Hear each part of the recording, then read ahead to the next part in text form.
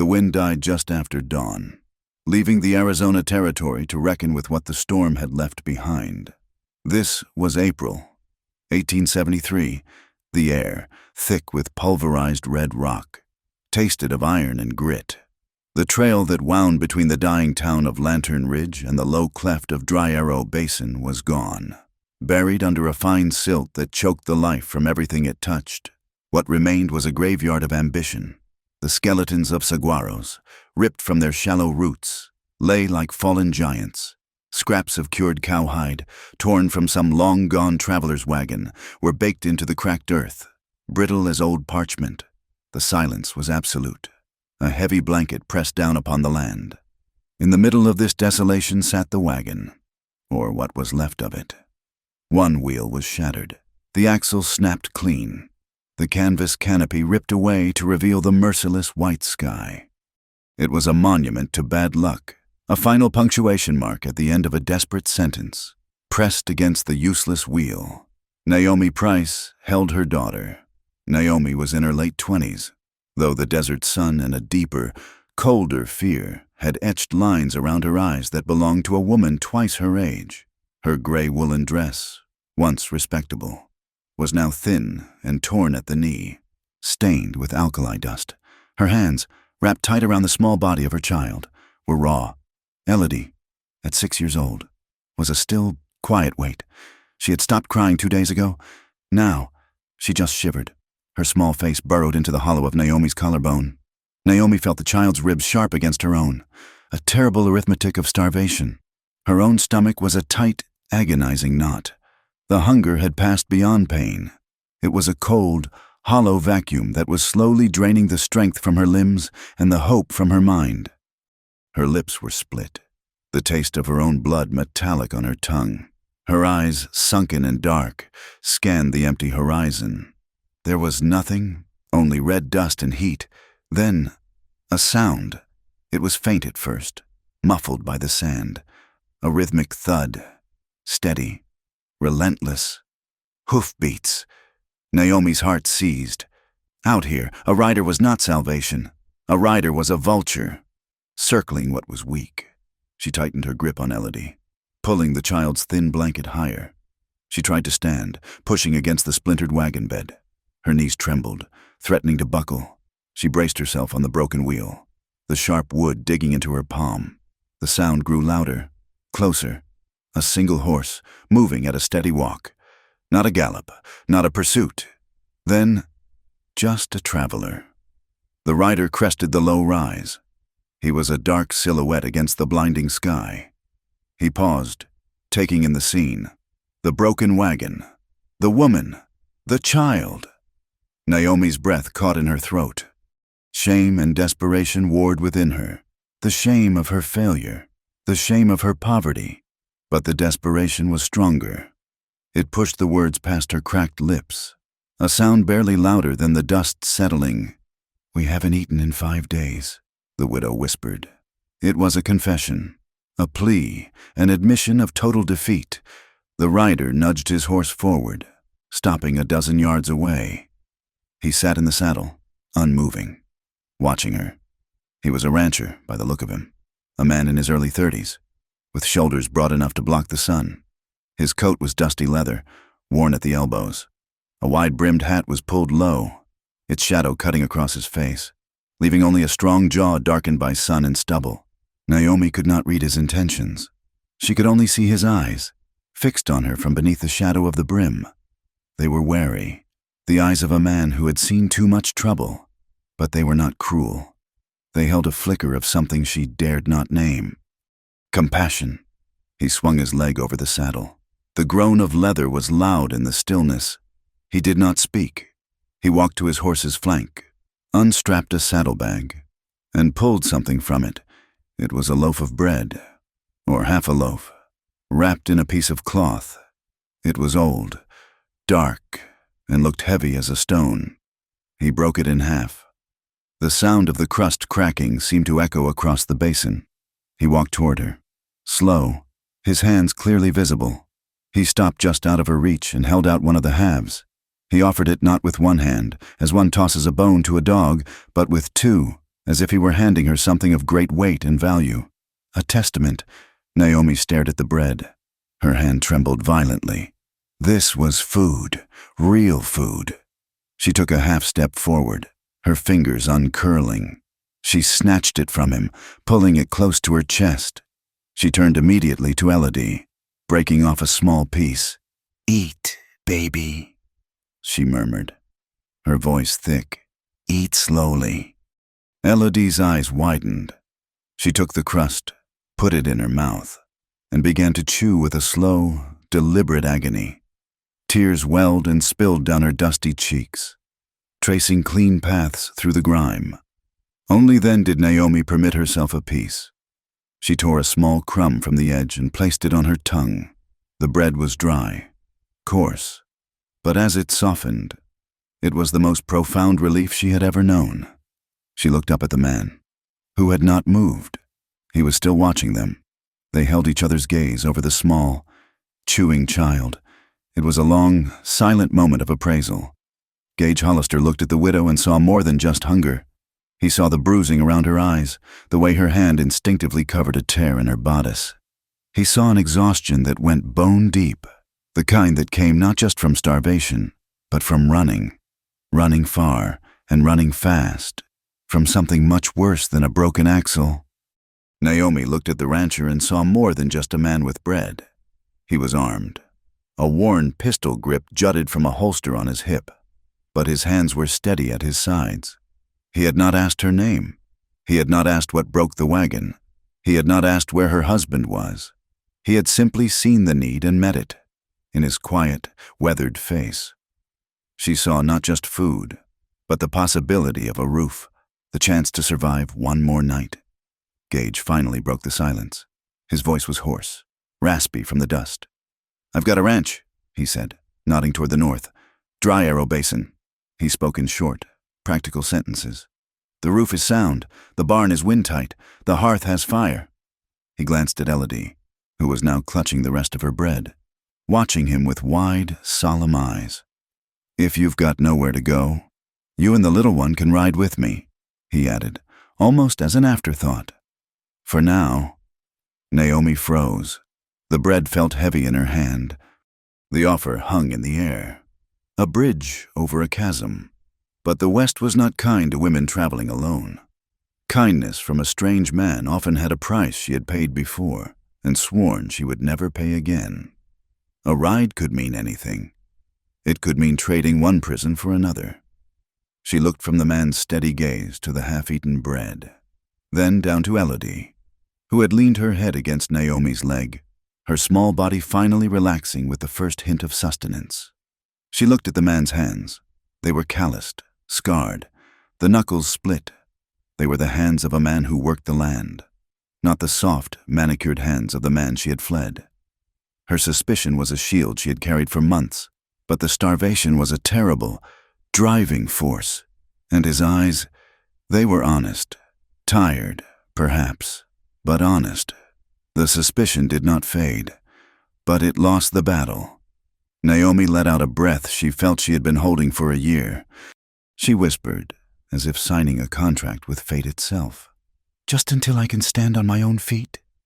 Gage Hollister gave a single, short nod.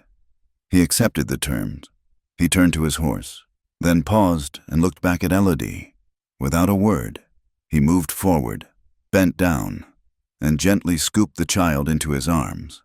Elodie was too weak to protest. She just watched him. He lifted her easily and settled her in front of the saddle, wrapping one arm around her small waist to keep her steady. He looked at Naomi. He offered his hand, this time. Naomi hesitated only a second before taking it. His grip was firm, dry, and strong. He pulled her up, and she settled herself behind the saddle, her torn skirts bunched around her. She wrapped her arms around his waist, her face pressing against the dusty leather of his coat. It smelled of horse, sweat, and the faint, clean scent of pine soap. He clicked his tongue, and the horse, sturdy and strong, began to walk, leaving the shattered wagon behind. As they cleared the rise, Naomi turned her head for one last look at the wreckage of her escape. The wagon was already growing small. a forgotten speck in the vast, red emptiness. But her eyes caught something else, far in the distance, on the crest of a high, flat mesa. A small plume of dust was rising. It was moving, not toward them, but tracking the trail from Lantern Ridge. It was moving in the opposite direction, as if someone was following the faint ruts she had left days before. A cold fear, sharper than any hunger, settled deep in her stomach. She had not just escaped. She was being hunted. The ride to Dry Arrow Basin took nearly 2 hours. The land remained a hostile, unforgiving expanse of red rock and thorny scrub until they dipped suddenly into a wide, shallow valley. It was not a lush paradise, but it was alive. A narrow creek, shining like a vein of silver in the dirt, cut through the center, feeding a defiant stand of cottonwoods. Gage Hollister's ranch was precisely what he had claimed a structure of survival. The cabin was built of thick, squared logs, chinked tight against the wind. A sturdy barn stood nearby, its wood weathered to a pale gray, and the corrals were fenced with rough-cut juniper posts. The red earth of the yard was packed hard, a complex map of hoofprints. Gage swung down from the horse, his boots landing with a soft thud. He lifted Elodie first, setting her on the ground with a gentleness that seemed at odds with his rough appearance. The child simply stood where he placed her, clutching the last of the bread. He then turned and offered his hand to Naomi. His grip was firm, impersonal, and brief, just long enough to steady her as she slid down. He pushed the cabin door open.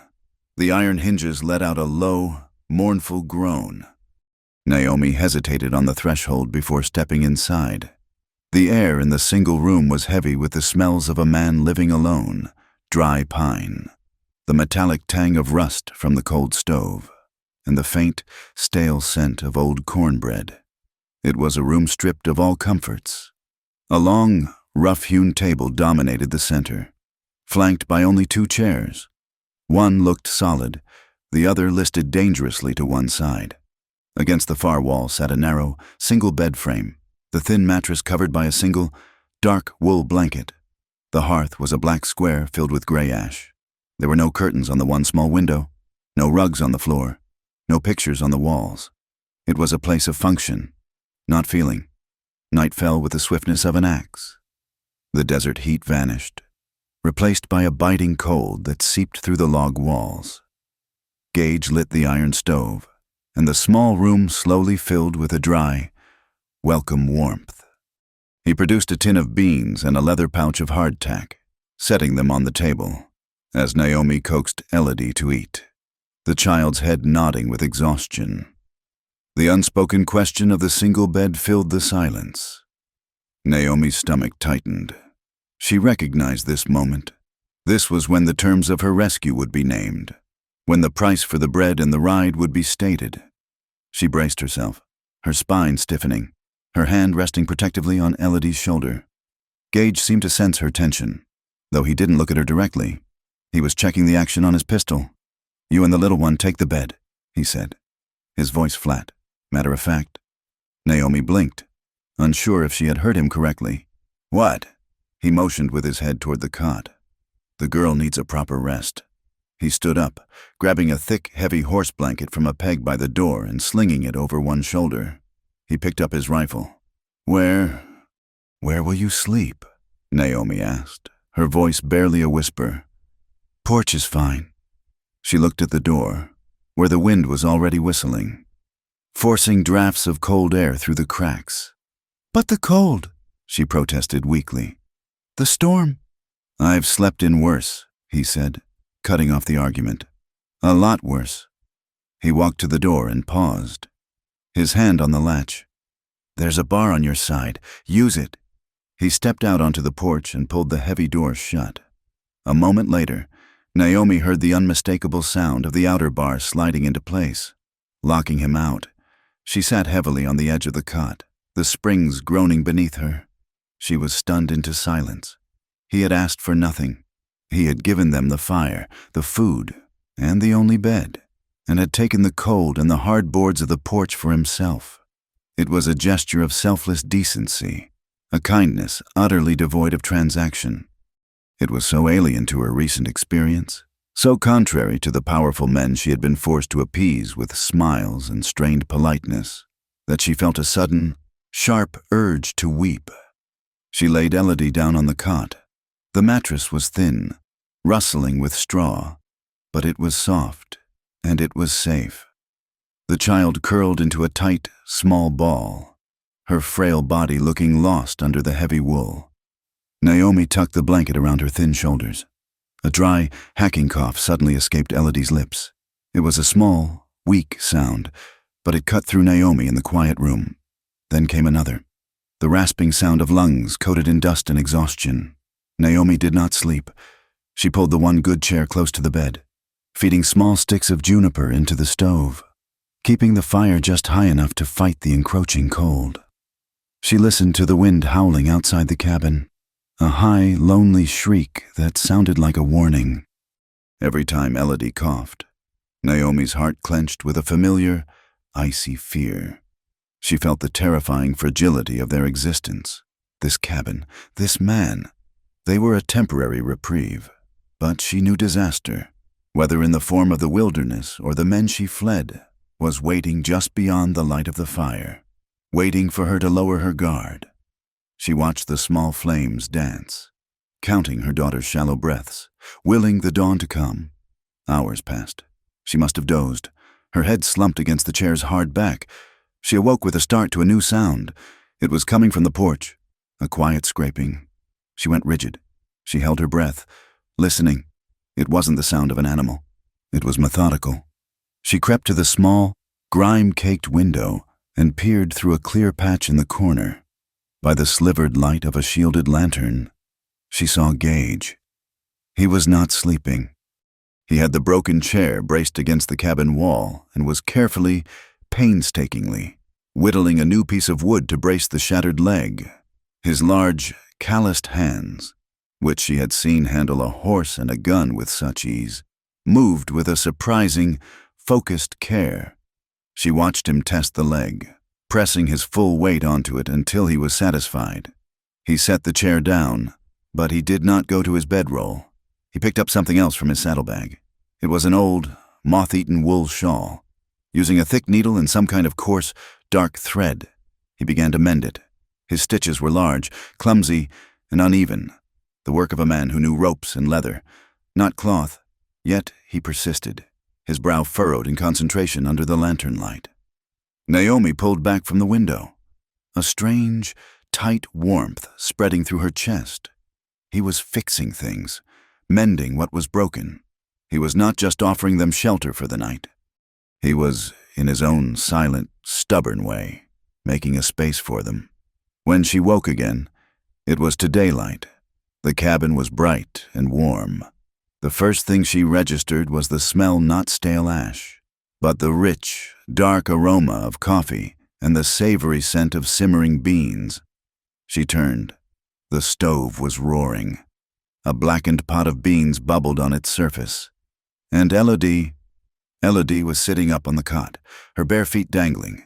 She was holding a large tin cup in both hands, blowing gently on the steam that rose from it. Her cheeks, usually so pale and gaunt, had a faint, rosy flush. "It's hot, Mama," Elodie whispered, her voice still rough from the dust, but her eyes bright. Naomi's gaze flew to the open cabin door. Gage was sitting on the porch steps, his back to them, a whetstone in his lap. He was sharpening a long skinning knife, the blade flashing in the morning sun. The rhythmic, grating shing-shing-shing of steel on stone was the only sound. He was pointedly giving them privacy, pretending not to notice her waking. Naomi stood, her body aching from the chair. She looked at the man's broad back, at the pot of food he had prepared, at her daughter holding the warm cup. Her eyes burned. "Thank you," she said, her voice thick. The scraping of the knife paused for a single beat. "Coffee's hot," was all he said. And then the rhythmic sound resumed. Later that morning, Elodie, bolstered by the food and a night of uninterrupted sleep, ventured onto the porch. A scrawny gray barn cat, its ribs nearly as prominent as Elodie's, approached her, wary and silent. Elodie sat on the steps, very still, holding out one small, dirty hand, The cat sniffed her fingers, then, to Naomi's surprise, rubbed its head against her small wrist, letting out a purr that sounded like a broken motor. A sound bubbled up from Elodie's chest. It was a short, breathy giggle. Naomi, who was attempting to sweep the cabin's packed earth floor with a worn-out broom, froze. Her hand tightened on the handle. She could not remember the last time she had heard her daughter laugh. It had been months, months of running, of whispering, of fear. Not since before her husband's accident. The sound was so sweet, so fragile. It shattered something deep inside her. A single, hot tear escaped her eye and rolled down her cheek, splashing onto the back of her hand. She stared at it, bewildered. She had not known she was still capable of crying for any reason other than terror. From the corral, Gage had seen it all. He was coiling a long lariat, and his hand stilled. He saw Elodie's laugh, saw Naomi freeze, saw the glint of the tear on her hand. He turned his head away quickly, busying himself with a complex knot, but not before Naomi caught at the barest upward quirk of his mouth, quickly suppressed, a small, hidden smile. The cautious peace of the morning settled into a routine. Naomi would not be idle. She scoured the cabin, patched Elodie's dress with thread from Gage's sewing kit, and learned the stubborn mechanics of his water pump. In the afternoon, she followed him to the corral, where he was checking his small herd of cattle. "I can help," she said, her voice firm. Gage looked skeptical but didn't refuse. As she was hauling a bucket of water to the trough, she saw him wrestling with a young calf that was favoring its right foreleg. "Hold him," she said, setting the bucket down. Before he could object, she knelt in the dirt, running her hands down the calf's leg. Her fingers probed with an assured, gentle pressure, feeling the bone and tendon. "It's not broken. Feels like a deep sprain." She inspected the hoof. "Ah, here." She found a sharp shard of rock lodged deep in the cleft and expertly worked it free. Gage watched her, his brows drawn together. Her movements were not the clumsy, hesitant gestures of a lady. They were practiced, efficient, and sure. "You handled stock before?" he asked. His voice was casual, but his eyes were sharp and assessing. Naomi froze. She dropped her hand from the calf and stood abruptly, wiping the dirt and blood from her hands onto her worn skirt. The image of her father's ranch, a lifetime ago, before the debts and the marriage that was supposed to save them, flashed in her mind. She looked away from him, toward the high, empty rim of the basin. "I've handled worse than cattle." The evasion hung in the air between them, thick and deliberate. Gage held her gaze for a long moment, then gave a slow nod, accepting the boundary she had drawn. Late that afternoon, Gage saddled his horse. "Stay inside. Keep the door barred," he said. It was not a request. Naomi watched from the window as he rode out, not toward the trail that led to town, but up the steep, rocky grade of the North Rim. He was a small, dark figure against the vast sky. He was gone for nearly an hour. When he returned, the sun was low, painting the basin in long, ominous shadows. The easy quiet of the morning was gone. He dismounted, his movements stiff, his face grim. His eyes were dark. "What is it?" Naomi asked, meeting him at the door. "Fence line," he bit out, striding past her into the cabin. He tossed his hat onto the table. "Found tracks. Not mine. Not Apache." "Who?" "Someone," he said, his back to her. "Riding a shod horse. Heavy, well-fed. A town horse." He paused, clenching his fists. "They cut one of the posts. Cut it clean through with an axe. Left the pieces laying there." Naomi felt a chill. It wasn't random vandalism. It wasn't theft. It was a message, a boundary being tested, a warning. "Bolt the door tonight," he said, his voice low and hard. "And don't open it, no matter what you hear." He didn't explain. He didn't have to. The distant plume of dust she had seen from the broken wagon was no longer a distant fear. It was here. That night, the fragile piece of the cabin was gone. Naomi was humming a low, tuneless song, trying to settle a restless Elodie. The child sensed the new tension. She would not sleep. Outside, the wind rose again, howling over the basin rim. But beneath the long, steady shriek, another sound drifted in. Faint, distant, but unmistakable. Hoofbeats. It was not one horse. It was several. And they were coming from the direction of Lantern Ridge. Gage, who had been sitting at the table, silently cleaning his revolver by the light of the single lantern, went utterly still. His head snapped up. He listened. His body coiled like a spring. Naomi's breath hitched. Her hand flew to her throat. She looked at him, her eyes wide with terror. Gage moved with a lethal, silent grace. He crossed the room in 2 strides and took his heavy repeating rifle down from the wooden pegs above the door. He checked the load, his hands moving with an economical swiftness. He didn't go outside. He didn't speak. He reached over and blew out the lantern, plunging the room into near darkness. The only light was the faint orange glow from the stove's grate. He moved to the window, standing just to the side of it, pressing his back to the logs, concealed by the shadows. His silhouette was tall and unmoving. The long barrel of the rifle held loosely in one hand. The hoofbeats grew louder, closer, then slowed. They had reached the entrance to the basin. Naomi pressed her knuckles to her mouth, stifling a sound. Elodie whimpered in her sleep. Gage stood by the window, a statue of deadly patience. His shadow stretched long and black across the cabin floor. The riders outside were not the enemies she had fled. Not yet, but he knew. And now she knew. They were coming. The riders at the basin entrance did not advance. They sat their horses for a long, heavy 10 minutes, their voices a low, indistinguishable murmur on the wind. Then, as abruptly as they had arrived, they turned and trotted back toward Lantern Ridge. Gage did not move from the window for another hour, a silent sentinel in the dark. The unseen threat settled over the cabin, changing the rhythm of their days. The fragile peace of that first morning was replaced by a tense, shared purpose.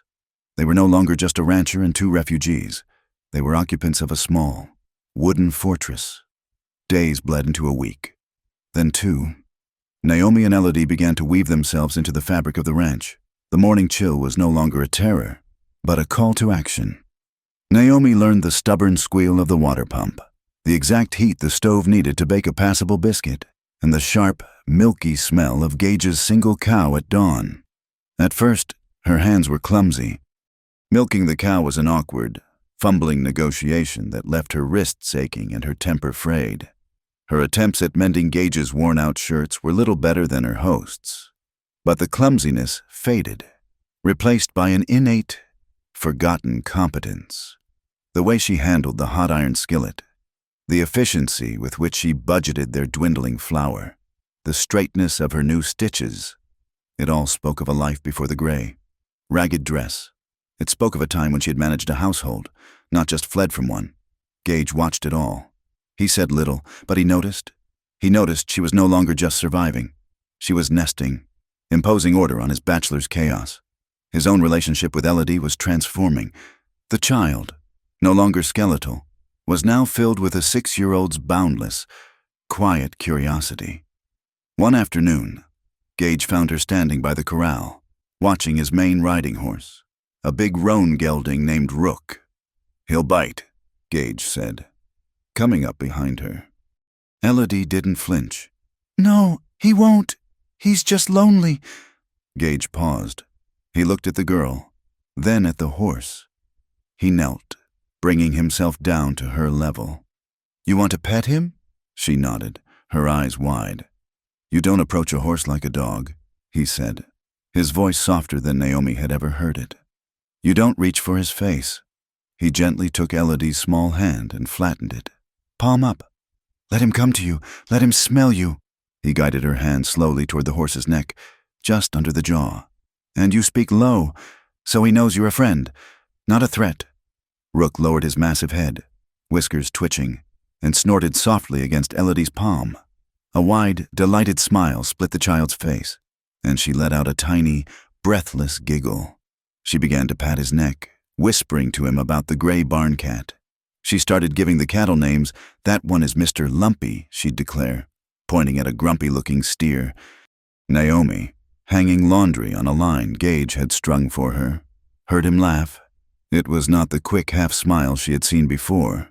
It was a short, genuine, rusty sound, pulled from deep in his chest. It startled her, and it warmed her in a way the Arizona sun could not. The truce they had formed was solidifying. They moved around each other in the small cabin with a practiced ease, a quiet choreography of domesticity. But the silence, while comfortable, was also a wall. They spoke of the weather, the cattle, the need for supplies. They never spoke of the riders, or of the dust cloud she had seen. They never spoke of what came before. That wall began to crack on a Tuesday night. Gage was hunched over the table, wrestling with a worn, leather-bound ledger, a nub of a pencil in his massive hand. He cursed under his breath, scratching out a line of figures so hard the pencil lead snapped. "What is it?" Naomi asked, pausing her mending. "Nothing," he grunted, frustrated. "Just accounts. I'm no good with them." "Let me see," she said, setting her sewing aside. He looked up, surprised, then reluctantly slid the book across the table. "Can't make it balance. This merchant in town? Crowell, the numbers never match what I was promised for the last herd." Naomi pulled the lantern closer. She opened the ledger. It was, as she had suspected, a disaster. His handwriting was a near-illiterate scrawl. Dates were jumbled. Payments were entered in the wrong columns, and debts were marked paid when they were clearly still outstanding. She worked for an hour, silent, her brow furrowed. Elodie was fast asleep on the cot.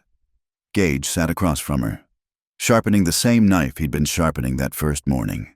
The rhythmic shing, shing, shing, the only sound in the room. Finally, Naomi looked up, her face pale. "Mr. Hollister," she said, her voice quiet but steely. "You've been cheated." The scraping stopped. "What do you mean?" "This man, Silas Crowell." She pointed to a column. "He's been paying you 20% less than the agreed-upon price for your cattle, but he's been marking the receipts as paid in full by claiming feed deductions you never received." She traced a line with her finger. "He's done it on every sale for over a year." Gage set the knife and whetstone down. He leaned forward, his eyes fixed on the page. "And here," she continued, "this charge for water rights access on the summer pasture. He charged you for it, but according to your own notes, that's the month the creek almost went dry. Your notes say he diverted the water away from your land." Gage's jaw tightened. He clenched his fist on the table, his knuckles turning white. The name Silas Crowell, spoken in this room, felt like a spark landing on dry tinder. "That thieving son," Gage whispered, his voice a low growl. He pushed back from the table and stood, stalking to the cold hearth. He braced his hands on the mantel, his back to her. "Silas Crowell, he's the man who fenced off my north pasture, the one with the deep spring. Took me to court, claimed the land grant map was wrong, had a judge in his pocket, nearly bankrupted this place." He turned to face her, his eyes burning with a cold, old anger. The pieces were fitting together. The cut fence post, the riders, the phantom deductions. Naomi's calculations were not just numbers. They were salt in a wound that had never healed. "How do you know this?" he asked. His voice was sharp, suspicious. "How do you know Crowell's business? How do you know ledgers like this?" Naomi's hands began to tremble. This was the moment. The wall was down. She looked at Gage, at the righteous anger in his face, and she saw not a threat, but an echo of her own. She stood slowly. She did not speak. She went to the small, tattered carpet bag she had salvaged from the wagon, the only thing she had taken besides her child. From beneath a spare dress for Elodie, she pulled a small, oilcloth-wrapped packet. She walked back to the table and laid it down. Her hands were shaking so much she could barely untie the string. "I know," she said, her voice a dry rasp. "Because my husband was his partner, until he discovered what I just showed you, and worse." She unfolded the packet. Inside were not originals, but copies. Sheets of paper covered in tight, precise script. Transcriptions of ledgers. Copies of letters. "My husband, Arthur, he was weak," she said, her voice hollow. "Crowell offered him a partnership.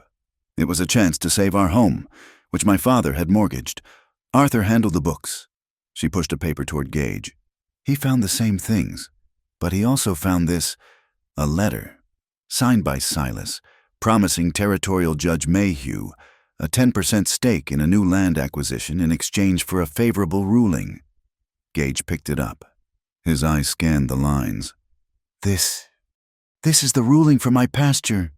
"He was stealing from everyone," Naomi continued, her voice gaining a desperate strength. "Bribing lawyers, forcing smaller ranchers out. And when Arthur confronted him, when he threatened to go to the authorities..." Her breath hitched. She stared at the papers, but she was seeing something else. A dark night, the smell of whiskey and mud, the sound of cattle roaring in confusion. Silas arranged an accident, a cattle stampede, late at night. They said Arthur was drunk, fell from his horse right in the path of the herd. She was shaking violently now, wrapping her arms around herself. "He wasn't drunk. He was terrified. He was trying to meet me, to run." Gage looked at her, his face a mask of stone.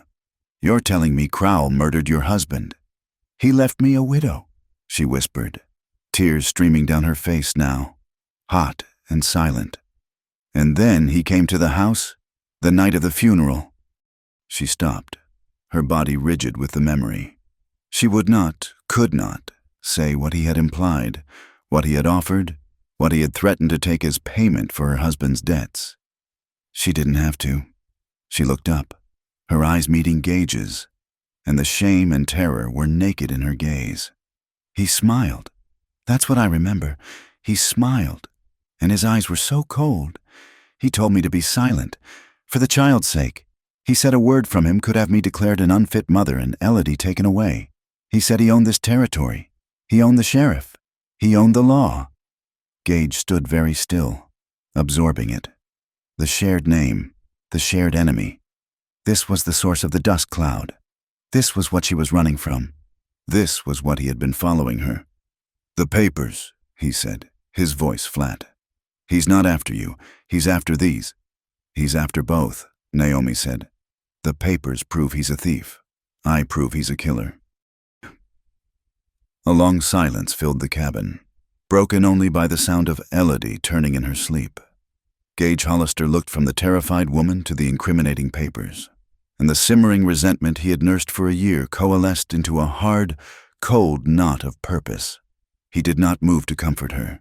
He did not offer empty words. He slowly, deliberately, put his hand on the worn wooden grip of the pistol at his hip. "This land," he said, his voice quiet, "took enough from both of us." He let the words hang in the air. "He's right. He does own the sheriff, and he owns the town. But he doesn't own this basin. He doesn't own this house." He finally looked at her, his gaze unwavering. "I'm not your husband. Naomi, I won't run. If Silas Crowell touches you, or that little girl, ever again, I will not let it stand." It was not a boast. It was a vow, sworn on steel and shared ground. The next week, they were forced to go to Lantern Ridge for supplies. The flour was gone, the salt was low, and Elodie needed shoes. The tension on the wagon ride was thick. Gage sat with his rifle resting across his knees. Naomi held Elodie tight, her eyes scanning the ridges. Lantern Ridge was a single, dusty street lined with false-fronted buildings. As they pulled up to the mercantile, Naomi felt the stares. Rumors had clearly spread. The pretty widow, living at the Hollister Ranch. Inside, the store was silent. Mrs. Delgado, who was measuring out beans, stopped and nodded curtly. Two other ranchers' wives, clustered by the fabric bolts, stopped whispering and turned to stare. Their eyes were not kind. They were judgmental, assessing, dissecting her torn dress, her relationship with Gage, her right to be there. It was the same look she had received after Arthur's death, the look of a community that had chosen its side, that saw her not as a victim, but as a complication. She held her head high, her face impassive, and ordered her sugar and her salt, her voice steady. She paid with the last of the emergency money she had sewn into her hem. As she stepped back out into the blinding sunlight, Elodie holding her hand, she felt a brush against her pocket. She thought nothing of it, just the jostle of the boardwalk. Gage was loading the sacks onto the wagon, his back to her. She lifted Elodie onto the wagon seat, and her fingers brushed against her skirt pocket. There was something in it, something that hadn't been there before. It was a small piece of paper, folded over. Her blood went cold. She opened it. The handwriting was elegant, precise, and sickeningly familiar. "You can't hide behind Hollister's fence forever." See? Her hand flew to her mouth, stifling a gasp. Her legs felt weak. He was here. He had been close enough to touch her. Gage finished tying the last sack and turned, seeing the color drain from her face. He saw the paper clutched in her white-knuckled hand. He crossed the distance between them in 2 long strides and gently, firmly, took it from her. He read the words. His eyes, which had been wary, turned dark and flat. The game had begun. Gage did not put the note in his pocket. He held it in his hand, the small white square a stark contrast to his dark, tanned skin. All the way back to the wagon. He crushed it slowly into a ball as he drove the team out of town. His jaw set so tight a muscle jumped near his temple. The silence on the ride back to Dry Arrow was a heavy, suffocating thing. Naomi said nothing, her own fear a cold stone in her stomach. That night, the cabin felt smaller. The bar on the door seemed thinner. They could not hide. The supplies were gone. The incident with the note had proven that Silas Crowell knew exactly where she was, and that he could get to her. To stay isolated was to be trapped. 2 days later, they had to return. Elodie's shoes were worn through, the soles flapping. Gage needed to speak to the freight agent about a seed order. It was a calculated risk, a necessary foray into enemy territory. The afternoon was hot, the sun a white-hot coin in a hazy sky. Lantern Ridge was quiet, too quiet. A few men lingered on the boardwalk in front of the saloon, their hats pulled low, their boots unmoving. They stopped talking as the Hollister wagon rumbled past. Gage pulled the wagon up in front of the mercantile, his movements deliberate. He helped Naomi down, then lifted Elodie. "Go in," he said, his voice low. "Get the shoes. I'll meet you." Naomi's hand tightened on Elodie's. "Where are you going?" "Freight office." His eyes flicked to the saloon. "Stay in the store until I get back." Naomi hated the fear, hated the feeling of being a prisoner. She nodded, her lips pressed thin, and hurried Elodie inside. She was fitting a pair of small, sturdy boots onto Elodie's feet when the shadow fell across the doorway. "Well, now, if it isn't Mrs. Price." The voice was smooth, almost musical. It was not loud, but it cut through the dusty quiet of the store like a razor. Naomi froze, her blood turning to ice. She had not heard that voice in months, but she would have recognized it in her grave. She stood up slowly, pushing Elodie gently behind her skirt. Silas Crowell stood in the doorway, blocking the light. He was dressed, as she remembered, impeccably. His black suit was clean, his fedora set at a precise angle, his leather boots polished to a mirror's shine. A silver watch chain was looped across his vest.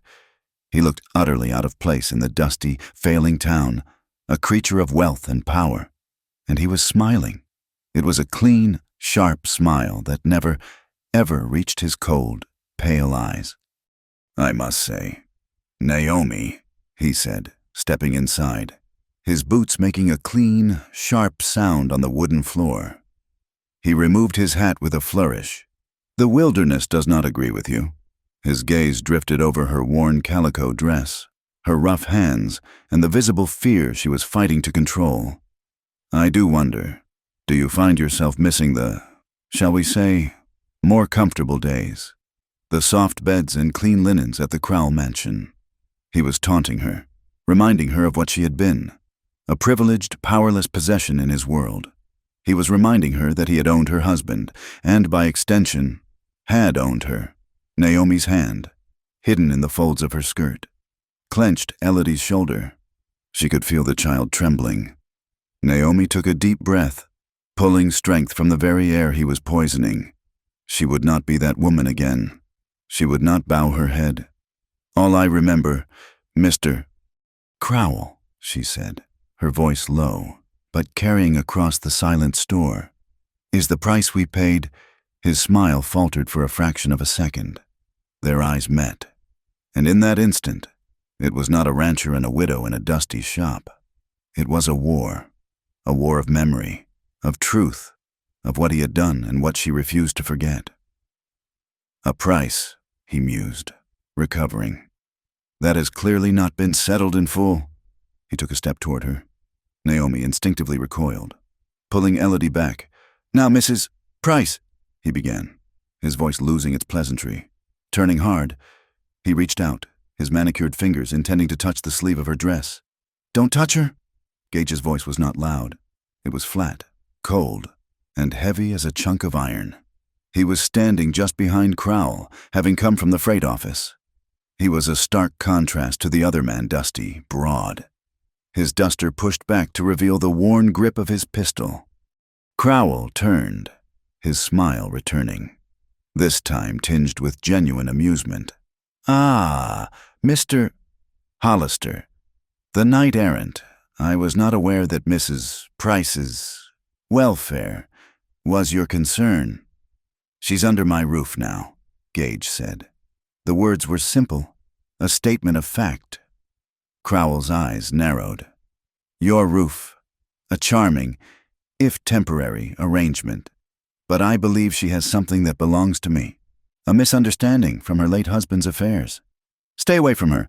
Crowell, Gage moved, not aggressively, but with undeniable purpose, placing himself between Naomi and Silas. Silas chuckled. "Or what you'll challenge me? Hollister, you, who couldn't even keep the small patch of land your father left you." Just as Silas finished his sentence, another man stepped onto the boardwalk. It was Sheriff Pike, his badge pinned crookedly on a stained vest, a smirk on his face. Now, gentlemen," Pike said, his voice oily. "No need for trouble in my town." He looked from Gage to Naomi, his eyes lingering on her with a lewd appraisal. "Although, Hollister, the good folk of Lantern Ridge are starting to talk, the morality of a young, unattached widow shacking up in a bachelor's cabin. It doesn't look right. It looks desperate." Naomi flushed, the shame hot on her cheeks. "In fact," Pike continued, emboldened by Gage's silence, "Mr. Crowell here might have a legal claim. A man has a right to reclaim any property that once belonged to him, be it ledgers or even stray memories. It was a direct, public threat. He was giving Silas the cover of law to take her." Gage's hand did not move toward his gun. He simply watched Pike, his eyes cold. "You're a long way from your office." "Sheriff." "I go where I'm needed," Pike sneered. At that moment, a man Naomi didn't recognize, one of the loafers from the saloon, moved suddenly from the side. He wasn't aiming for Naomi. He was aiming for the worn leather handbag she carried, the bag that held her money, and, he assumed, the papers. He lunged, his hand grabbing the strap. Naomi cried out, clutching the bag. It happened in a heartbeat. Gage didn't draw his gun. He moved, his body uncoiling. His left hand shot out, grabbing the man's wrist. His right fist followed. A short, brutal punch that landed with a sickening thud against the man's jaw. The man crumpled, not just falling, but flying backward, crashing through the mercantile front window in a shower of glass and splintered wood. For one long second, the entire street was frozen. Then, hell broke loose. Two other men from the saloon porch surged forward, shouting, "He hit him, get Hollister!" Gage shoved Naomi and Elodie back into the store. "Get in the back, bar the door." He turned just as the two men hit him. A table of canned goods went over with a crash. Gage was a solid wall of muscle, but he was outnumbered. He drove an elbow into one man's ribs, sending him gasping, but the other one tackled him low. driving him back against the counter. Naomi screamed, pulling a terrified, wailing Elodie toward the back room. She heard a chair shatter. She heard a man grunt in pain. She heard Silas Crowell's voice, clear and cold above the chaos. "Get the bag! Get the bag from the woman!" Naomi slammed the storeroom door and dropped the heavy wooden bar into place. She and Elodie were plunged into semi-darkness, the only light coming from a single high, dusty window. The room smelled of burlap, dried beans, and mice. Outside, the fight was a terrifying cacophony. Grunts, curses, the sound of heavy bodies hitting the floor. She heard Sheriff Pike yell, "That's enough. Break it up. I said—" Naomi huddled in the corner, pressing Elodie's face into her skirt, muffling the child's sobs. Her heart hammered against her ribs so hard she thought it would break. This was it. This was how it ended. They would drag Gage out. And then they would come for her. The sounds of the fight faded, replaced by angry shouting. After what felt like an eternity, there was a heavy, pounding fist on the door. "Naomi!" It was Gage's voice. Her hands shook so badly she could barely lift the bar. She pulled the door open. Gage stood there, breathing heavily. His hat was gone.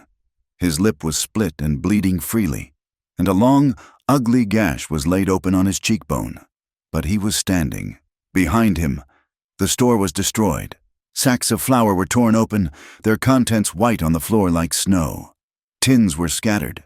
The man Gage had punched was being dragged out by Sheriff Pike, groaning. The other two were nursing their wounds by the saloon doors.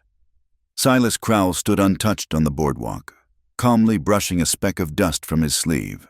He looked at Naomi, then at Gage, and his cold smile returned. "A vigorous defense, Mr. Hollister. Most impressive. But you can't fight the whole town." He put his hat back on.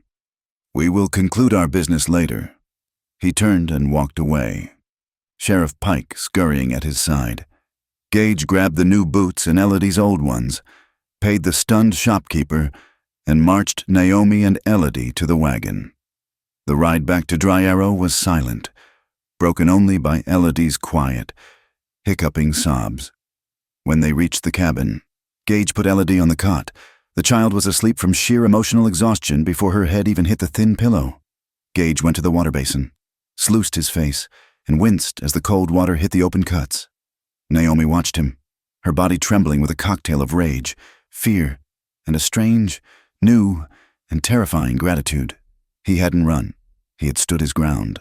He had taken a beating for her. "Sit," she said, her voice sharp. He looked up, surprised by her tone.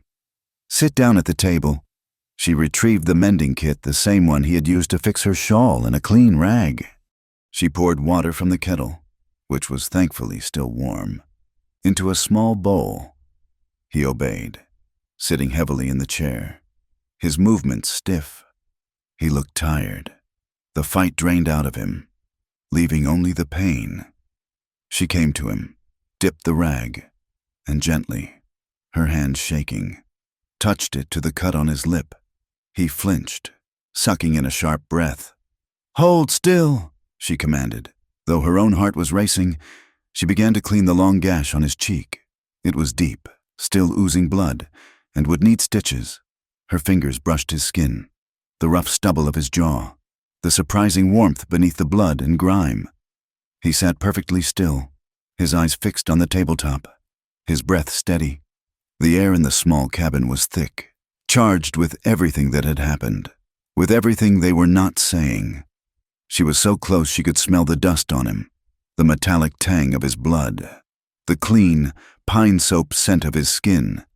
The anger she felt finally bubbled over. "That was a fool thing to do," she whispered, her voice shaking. He did not look up. He needed hitting. "You can't fight a man like Silas Crowell with your fists," she hissed, dabbing at the cut with more force than she intended. "He owns the law. He owns the town. What did you think you would accomplish? Getting yourself killed, leaving us alone again."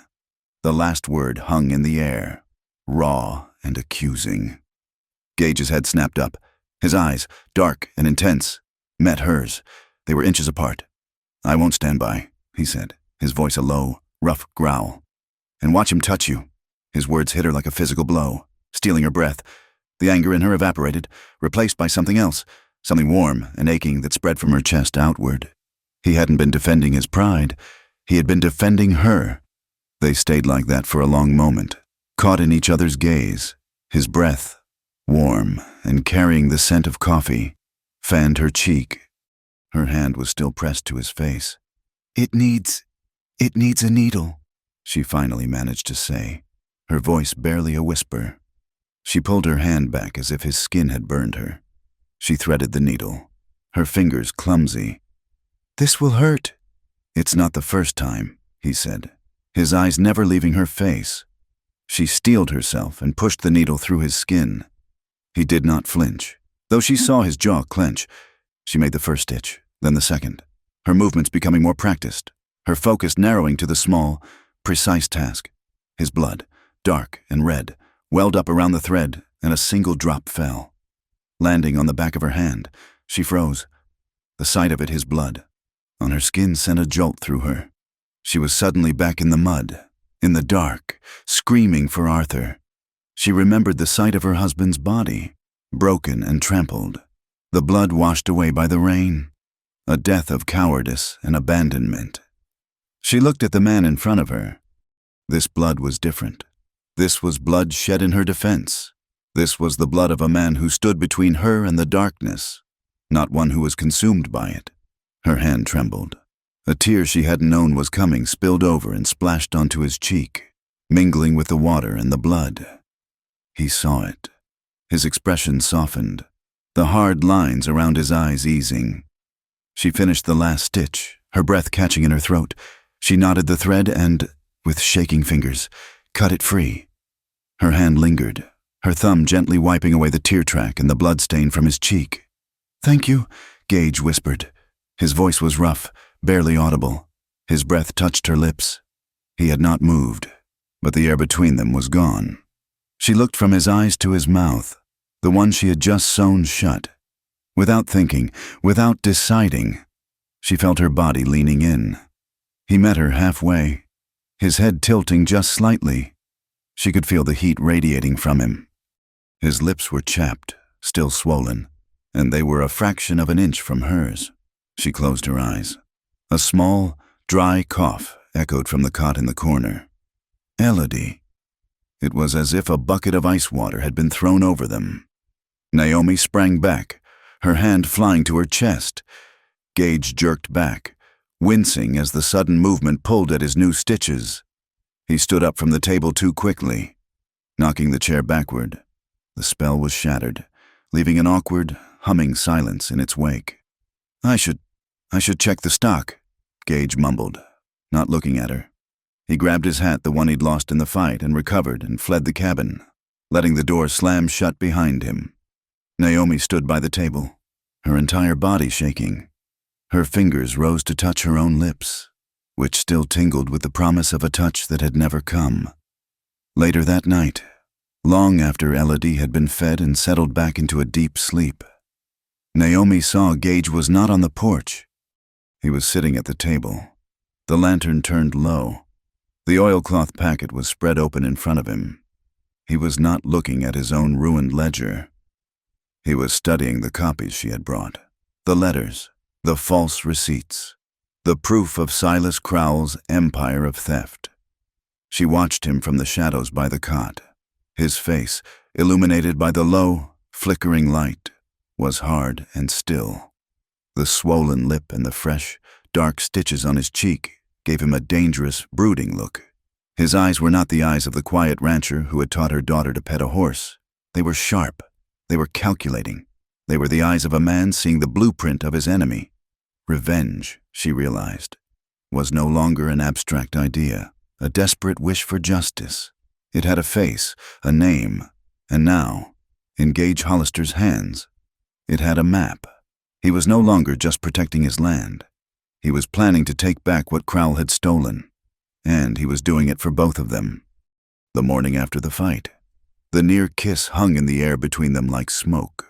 It was a shared, unspoken secret that made the small cabin feel even more crowded. They avoided each other's eyes. Gage was rougher with his movements, Naomi more brittle in her silence. He was at the table before dawn.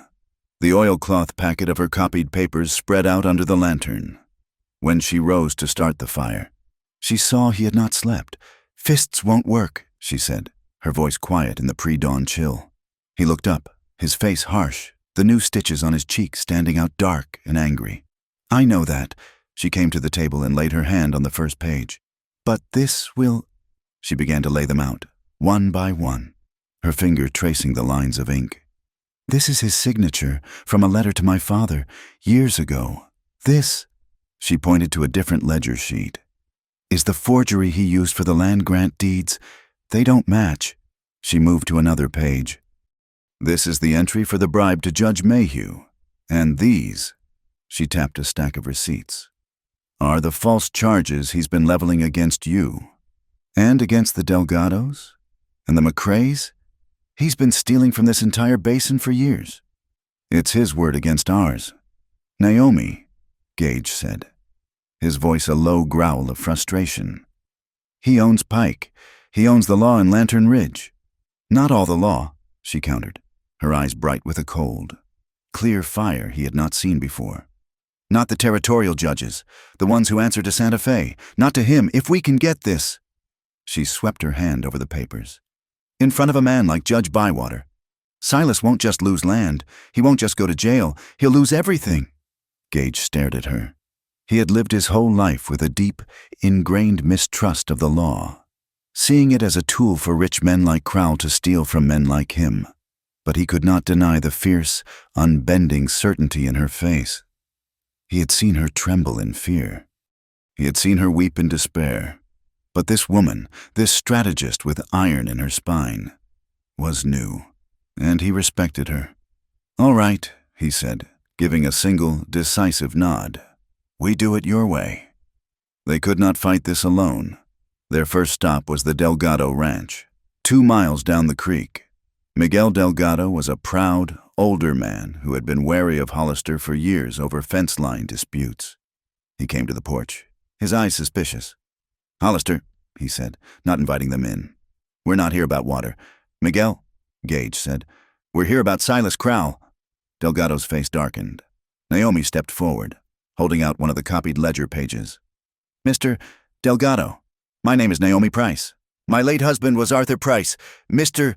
Crowell's partner." The man's suspicion turned to open contempt. "I know who you are." "Then you know he was murdered," Naomi said, her voice steady. "And I know that for the last 2 years. Mr. Crowell has been charging you for pasture access on land that was declared open range by the territory. He's stolen over $400 from you alone." Delgado's jaw dropped. He snatched the paper from her, his eyes scanning the figures. They went to the McCrae farm next. It was the same. Skepticism. Then anger. Finally, they rode to the edge of the basin, to a small, fortified homestead belonging to Ona, a Cheyenne woman whose husband, a white trapper, had been killed. Crowell had been trying to force her off her land by damming the spring that fed her property. Ona was a hard, silent woman in her 40s. She listened, her arms crossed, her dark eyes missing nothing. "Men like Crowell are animals," she said, when Naomi was finished. "They only understand fear and bullets." "This time," Naomi replied, meeting her gaze, "he will learn to fear the law. We are gathering testimony. We are taking him to court. We need your voice." Ona studied Naomi for a long time, seeing the bruises on her soul, the steel beneath. "He dammed my spring," she said, her voice flat. "My horses nearly died." She nodded, a grim smile touching her lips. "I will speak." Back at the cabin, they laid the plan. The air crackled with a new, dangerous energy. "We have to get these copies to Santa Fe," Naomi said. "Out of his reach." "The stagecoach," Gage said. "It leaves in 2 days. I'll give it to the agent, Sam Ackley. He's no friend of Crowell's." "Good. 1 packet goes to Santa Fe. The originals," she said, tapping the oilcloth packet. "We hide, somewhere even I can't find them, in case he—" She didn't need to finish the sentence. I know a place, Gage said. A dry well up in the north pasture. No one's been near it in years. The last piece, Naomi said, is the testimony. We need to get Delgado, McCrae, and Ona to sign sworn statements. We get them ready. In 3 weeks, the circuit judge, Bywater, is due in Lantern Ridge. We present him with the statements and tell him the originals are safe with the marshals in Santa Fe. It was a good plan. It was sound. It was the first time in months Naomi had felt the cold knot of fear in her stomach loosen, replaced by a thread of hope. The hope lasted for 4 days. News of their rides, their meetings, had leaked. Someone had talked. The attack came on a hot, breathless night. The air was so still the horses in the corral were restless, stamping and snorting in the dark. Naomi was asleep. Elodie a warm weight beside her. Gage was on his cot on the porch, his rifle inches from his hand. He woke to the smell, acrid, oily, kerosene. "Fire!" he bellowed, rolling off the cot, grabbing his rifle in one motion. Naomi shot bolt upright in the dark. Then she saw it. The entire window was lit with a flickering, terrible orange light.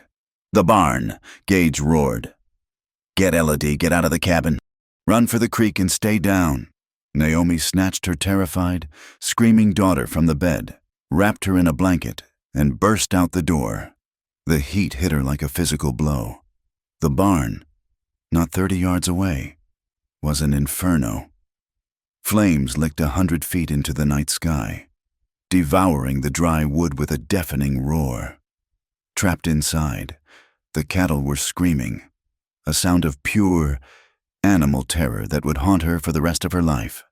"Gage!" she shrieked, clutching Elodie. "Get to the creek," he ordered, running toward the fire with an axe in his hand. "Now, Naomi!" She did as she was told, stumbling through the dark to the muddy bank of the creek, where she huddled with Elodie, the child's face buried in her nightgown. From the distance, she heard shouts. The Delgados, the McCraes. They had seen the smoke plume and were riding in, carrying buckets. This was not just an attack on Hollister. It was an attack on all of them. Gage was at the corral, which was attached to the barn, his face black with soot. He was hacking at the fence rails, trying to free the horses and the rest of the herd. The fire was so hot it scorched the air she was breathing. "The cattle, the ones inside!" Miguel Delgado shouted, throwing a useless bucket of water onto the blazing wall. "I can't get the door open, it's jammed," Gage yelled back. He made a decision. He tossed the axe aside and ran, disappearing into the thick, black smoke pouring from the side door. "No!" Naomi screamed. "Gage!" He was gone. She stared into the blaze. Her heart stopped, her throat raw from screaming. Elodie was crying, "Mama, Mama, Mama!" But Naomi could not hear her. A second later, he burst back out, driving the 2 panicked steers and the milk cow in front of him. His shirt was smoking, his hair singed. He staggered, coughing, driving the last animal clear. Just as he crossed the threshold, the main roof beam, a massive, burning timber, gave way. It groaned, a terrible, tearing sound, and the whole front wall of the barn began to collapse inward, a tidal wave of fire and sparks. Gage was directly in its path, momentarily blinded by the smoke, stumbling over a bucket. Naomi did not think. She did not plan. She moved. She left Elodie by the creek and ran, her bare feet pounding the hard, hot earth. She ran faster than she had ever run in her life, driven by a primal, absolute terror. "Gage!" She hit him at a full sprint, her shoulder colliding with his back. She was not trying to pull him. She was trying to tackle him, to drive him forward, away from the falling wall of fire. The impact sent them both sprawling, tumbling head over heels in the dirt and ash. They landed in a heap, Naomi on top of him, as the barn collapsed behind them with a ground-shaking whoosh, sending a shower of embers raining down all around them. They lay there, stunned, gasping for air. The yard was lit as bright as day, the heat scorching. Naomi was choking, her lungs full of smoke, her hair wild and full of soot. She was lying on top of him, her hands splayed flat against his chest, her cheek pressed against his shoulder. She could feel his heart hammering against his ribs. a frantic jackhammer rhythm that matched her own. He was breathing in ragged, painful gasps. He looked past her, at the spot where he had been standing, now buried under a mountain of burning timbers. Then he looked at her. His eyes, wide and stunned, met hers. He saw the sheer, animal terror in her face. He saw her hands, clutching the front of his singed shirt, her knuckles white. She was not looking at the fire. She was looking at him, as if to reassure herself he was still there, still breathing. She was holding on to him as if she was terrified he would vanish. The neighbors rushed over, pulling them to their feet, slapping out the small embers that had landed on their clothes. "Are you hurt, Hollister? Are you hit?" "Gage. I'm all right. Naomi." Naomi couldn't speak. She just nodded, her body shaking in violent, uncontrollable waves. They fought the fire for another hour, but it was useless. The barn was a total loss. They could only save the cabin. When the neighbors finally left, their faces grim, promising to return at dawn. The sky was beginning to pale in the east. The barn was a smoking, blackened skeleton. The air stank of ash and burned meat. Naomi stood staring at the ruins, the mended shawl wrapped around her shoulders, and she began to cry. The sobs were silent, racking her body. It was her fault. She had brought this. She had brought this destruction on him, on this place that had been their sanctuary. She had risked her heart and her child's life on another man, and this was the result. Gage, his face a mask of soot, walked over to her. He stood in front of her for a long moment, then placed his hands on her shoulders. He made her look at him. "This is not your fault," he said, his voice raw from the smoke. "This is his... Silas Crowell did this." He tightened his grip, his eyes boring into hers. "Silas can burn every board I own. He can burn the house to the ground. He won't touch you, and he won't touch that little girl. Do you hear me?" Elodie, who had been a silent, terrified witness on the creek bank, walked over to them, her small, bare feet gray with ash. She was clutching the barn cat in her arms. Her face was pale, her eyes enormous. "Are we going to have to run again, Mama?" she asked, her voice a tiny, trembling whisper. Naomi's throat was too tight to speak. She just stared at her daughter, her heart breaking. She looked at Gage, her eyes a silent, desperate plea. Gage let go of Naomi's shoulders and knelt in the ash, bringing himself down to Elodie's level. He was a terrifying sight, singed and soot-covered, but his voice was impossibly gentle. "No, kiddo," he said. "This time, we make them run." The word "we" hung in the smoky air. It was a promise. It was a declaration.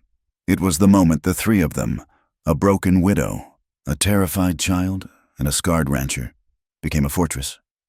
2 days later, the reality of their next move set in. The copies were safe.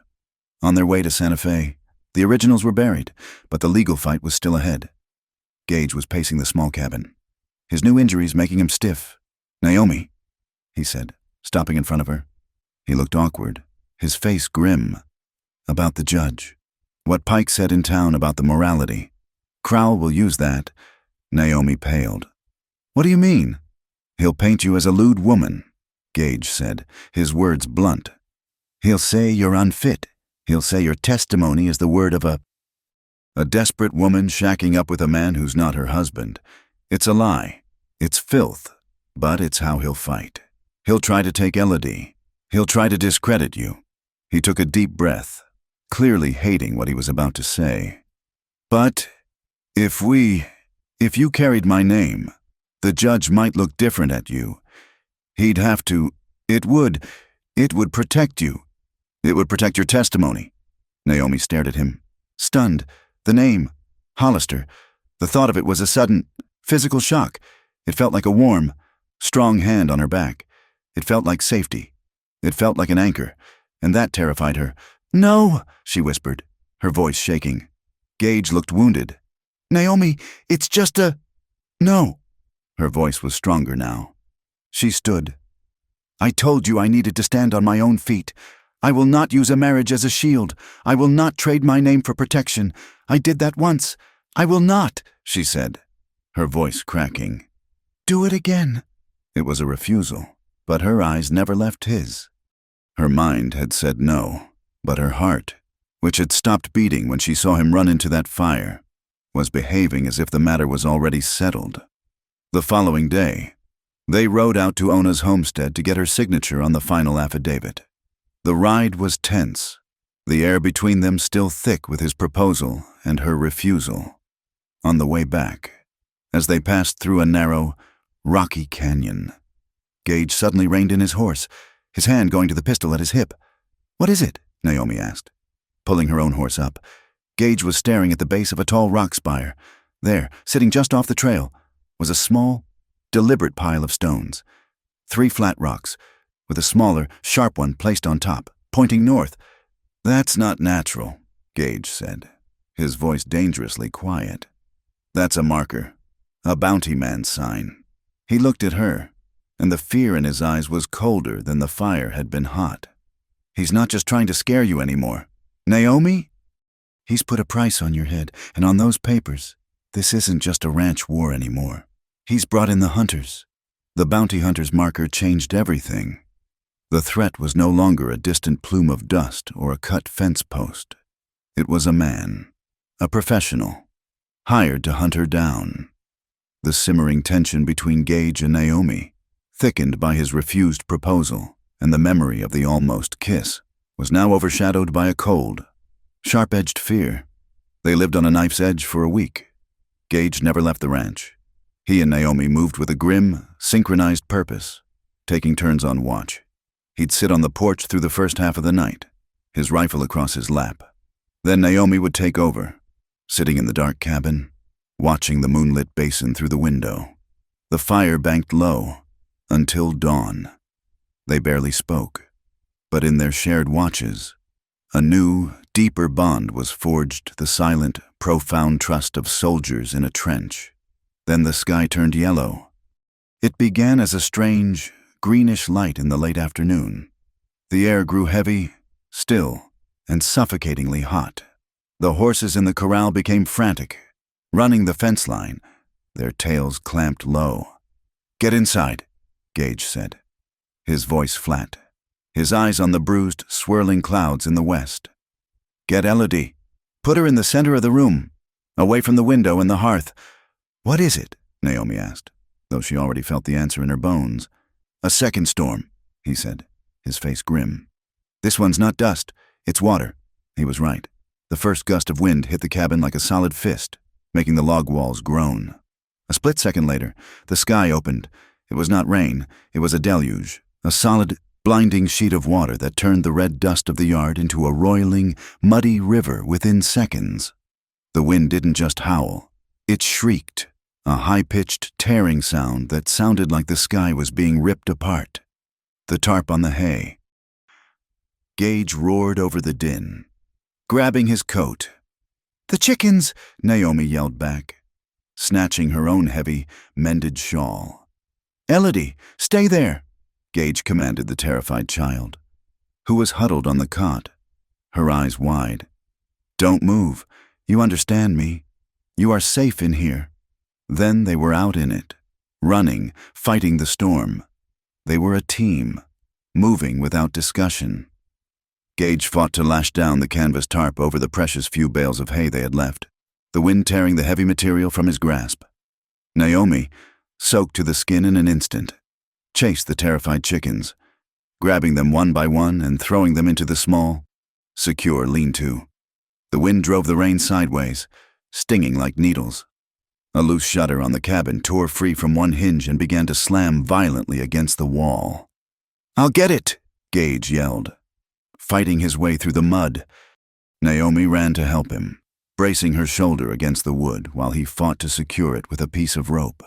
They worked shoulder to shoulder, their bodies pressed close, moving as one, their breath torn from their lungs by the wind. When the last knot was tied, they stood for a second, leaning against the cabin wall, defeated by the sheer power of the storm. They were both drenched, water streaming from their hair, their clothes plastered to their bodies, their chests heaving. "Inside," he bellowed, grabbing her arm and pulling her toward the door. They fell into the cabin, slamming the heavy door against the storm and dropping the bar. For a moment, there was only the sound of the wind, a deafening, continuous roar, and the sound of their own desperate, gasping breaths. The cabin was a small, warm, dim refuge against the chaos. The hearth, which Naomi had banked high, was roaring, casting a flickering, wild orange light over the room. They stood in the center of the floor, dripping puddles onto the packed earth, breathing in steam. "You're shaking," Gage said. His voice was rough. "So are you," she replied, her teeth chattering. Naomi moved first, peeling the sodden, heavy wool shawl from her shoulders.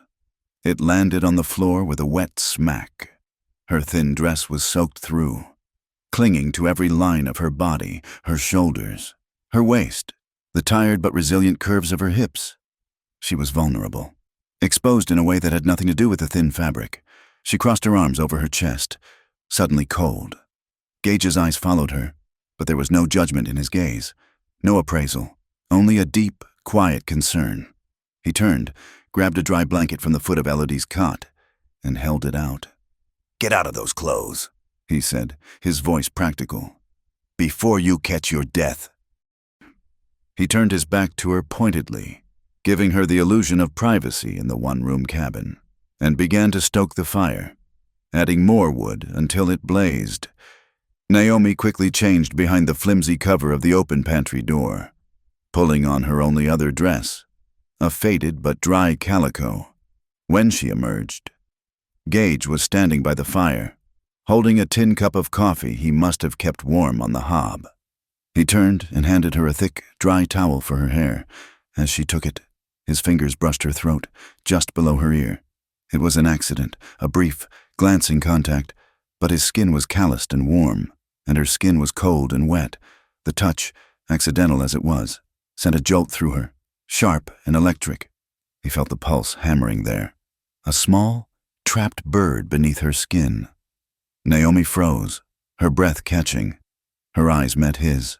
It was a sensation she had forgotten, the simple, unintentional touch of a man that was not a precursor to a demand. He pulled his hand back quickly, as if he, too, had been burned. Outside, the wind shrieked, rising in pitch until it sounded like a woman screaming in the dark. The sound, combined with the touch and the trapped intimacy of the cabin, shattered Naomi's composure. The terror of the bounty hunter, the exhaustion of the fire, the fear of losing him, all of it rose in her throat. "I can't," she whispered, her voice trembling. Gage frowned, his bruised face unreadable in the firelight. "Can't what? I can't trust this." She clutched the towel to her chest like a shield. "Every man I ever trusted, every man who ever offered me a roof, or food, or a kind word, they all wanted something from me, something I didn't freely give." Her confession hung in the small, warm room, raw and painful. It was the truth she had never spoken aloud. It was the legacy of her father's bargains, of her husband's weakness, of Silas Crowell's cold, possessive smile. Gage watched her, his expression serious. The firelight played over the fresh stitches on his cheek. He did not move, did not offer false comfort. He let her truth settle, acknowledging it. He waited until her breathing steadied, and then he spoke, his voice slow and deliberate, each word a carefully laid stone. "I want nothing you don't offer, Naomi," he said. He looked directly into her eyes, and she saw in them a profound, aching honesty. "Not your land, not your gratitude, not your fear." He paused, his voice dropping lower. "Not even your touch." His words undid her. He was not just reassuring her, he was returning her power. He was giving her back the one thing every other man had tried to take her choice. She stared at him, at this quiet, scarred man who had fought for her, bled for her, and now offered her the one thing she craved more than safety freedom. He had given her the choice, and now she would make it. She took one small step toward him. It was not a stumble, not a lean, it was a decision. She raised a trembling hand, not to his chest, but to his face. She touched the scar on his forehead, the one he'd had before she met him, tracing its old, faded line. Then her fingers moved to the new, dark stitches on his cheek, the one she had put there herself. He closed his eyes at her touch, his breath hitching. She looked up, from his mouth to his eyes, and then, standing on her toes, Naomi Price leaned in and kissed him. The first touch of their lips was not a collision of passion. It was a recognition. It was soft, hesitant, then deepened as he met her. It was warm, and tasted of coffee and rain and a profound, desperate relief. It was not the panicked, fumbling kiss of their near miss at the table. This was slow. This was sure. It was the kiss of two people who had been lost for a very long time and had just, finally, found a harbor. A low groan rumbled in Gage's chest. His hands, which had been frozen at his sides, came up to circle her waist, his palms pressing against the small of her back. He pulled her against him, not crushing her, but drawing her in, eliminating the last bit of cold air between them. Naomi felt the solid, unyielding wall of his chest, the frantic, powerful beat of his heart beneath her own. Her hands, which had been on his face, slid around to the back of his neck, her fingers tangling in his damp hair. Holding him to her, they broke the kiss, but only by an inch. They rested their foreheads together, breathing the same air. Their eyes were open, so close that she could see nothing but the deep, honest brown of his, and he could see nothing but the stormy, determined gray of hers. He was shaking. Or maybe she couldn't tell. "Naomi," he whispered, his voice hoarse and raw. "If this is a mistake, say so now, before I can't." She smiled. It was a small, watery smile that barely curved her lips, but it lit her eyes from within. She silenced him by pressing her lips to his again, briefly, and then whispered back, her own breath mingling with his. "The only mistake," she said, "was waiting this long." That was all he needed. He kissed her again, and this time there was no hesitation. It was a kiss of hunger, of gratitude, of shared fear and a future suddenly, terrifyingly, claimed. He held her tighter, his arms a steel band around her, as if he could protect her from the storm, from the bounty hunters, from the entire world, just by holding her, and she held him back, clinging to him, anchoring herself to this man who had become her home. The storm raged outside, but the true storm was inside the cabin. He lifted her easily, as if she weighed nothing, and carried her the few steps to the hearth. He sat on the rough bearskin rug before the fire, pulling her down with him, so she was cradled against his chest, his back against a salvaged wooden crate. He reached for the blanket she had dropped and drew it over both of them, tucking it around her shoulders, cocooning them in their own small world of warmth and firelight. The wind rattled the single window. The rain lashed the roof. But inside, there was only the sound of the crackling fire and their own blended, settling breaths. He kissed her hair, her temple, her cheek, each touch a silent promise. She rested her head in the hollow of his shoulder, her hand resting over his heart, content to just feel it beat, steady and strong, beneath her palm. The fire cast their shadows on the log wall. Two figures, no longer separate, but entwined. The cabin was quiet. The storm, both outside and in, had finally, mercifully, begun to quiet. They had made their choice. When Naomi woke, it was to the smell of coffee and wood smoke. For a confusing second, she was disoriented, her body warm and heavy, tangled in the blanket by the cold hearth. Gage was gone. Then she heard it, Elodie's high, clear giggle. She sat up, her heart pounding, and ran to the door. The storm had passed. The sun was brilliant, the sky washed clean, and in the yard, Gage was holding Elodie's hand, showing her a small, perfect bird's nest that had been blown down from the cottonwoods. Elodie ran to her. "Mama, look, mister. Hollister said it's a finch's." Naomi looked over her daughter's head at Gage. He was watching her, his face serious in the bright morning light, the bruises and stitches stark. He was not smiling. He was just watching her. He nodded. A single, brief nod of greeting. A new, quiet understanding passed between them. Nothing needed to be said. She went inside to make breakfast.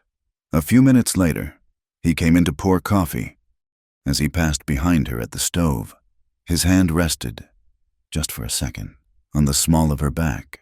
It was a brief, possessive, and infinitely tender touch. She leaned into it, just slightly, before he moved away. When Elodie ran back outside, Gage and Naomi stood on opposite sides of the cabin, but the space between them was no longer a chasm. It was a shared territory. The idea of family was no longer just an idea. Naomi picked up her wet dress and shawl from the floor where she had left them and took them out onto the porch to dry. The air was fresh, cool, and clean. She felt, for the first time in years, a genuine, uncomplicated sense of peace. She was safe. They were safe. She threw the heavy, wet dress over the porch rail. As she did, her eyes drifted up to the north ridge, the one Gage always watched. The peace shattered. There was a man on the ridge, a dark figure on a dark horse, too far to see clearly, but he was holding something that glinted in the new sun. A spyglass, and it was pointed directly at the cabin. He was not just a marker on the trail. He was here. He was watching. The saloon in Lantern Ridge was quiet, the air thick with stale beer and the smell of unlit cigars. Silas Crowell sat at his usual back table, a glass of whiskey untouched in front of him. A man stood opposite him, his long gray duster stiff with alkali dust, his face weathered into a permanent, impassive squint. This was Merritt. He was not a barroom brawler. He was a businessman, and his business was finding things that did not want to be found. "It's simple," Silas said, his voice a low, pleasant murmur. He pushed a small, heavy leather pouch across the table. "A woman, a widow, calls herself Price. She's shacked up with that fool rancher, Hollister, in Dry Arrow Basin." Merritt's eyes, the color of chipped slate, did not look at the pouch. They remained fixed on Crowell. "And she has papers," Silas continued, tapping his fingers. "Ledgers, copies. They belong to me. My partners in Santa Fe are anxious to have them returned." "The price is for the papers," Merritt said, his voice flat. "The price," Silas corrected, his smile thin, "is for the papers. The woman is a complication. She's proven resilient, more so than her late husband." He leaned forward. "I want the papers. If the woman is silenced in the process, I will consider it a bonus and will pay accordingly."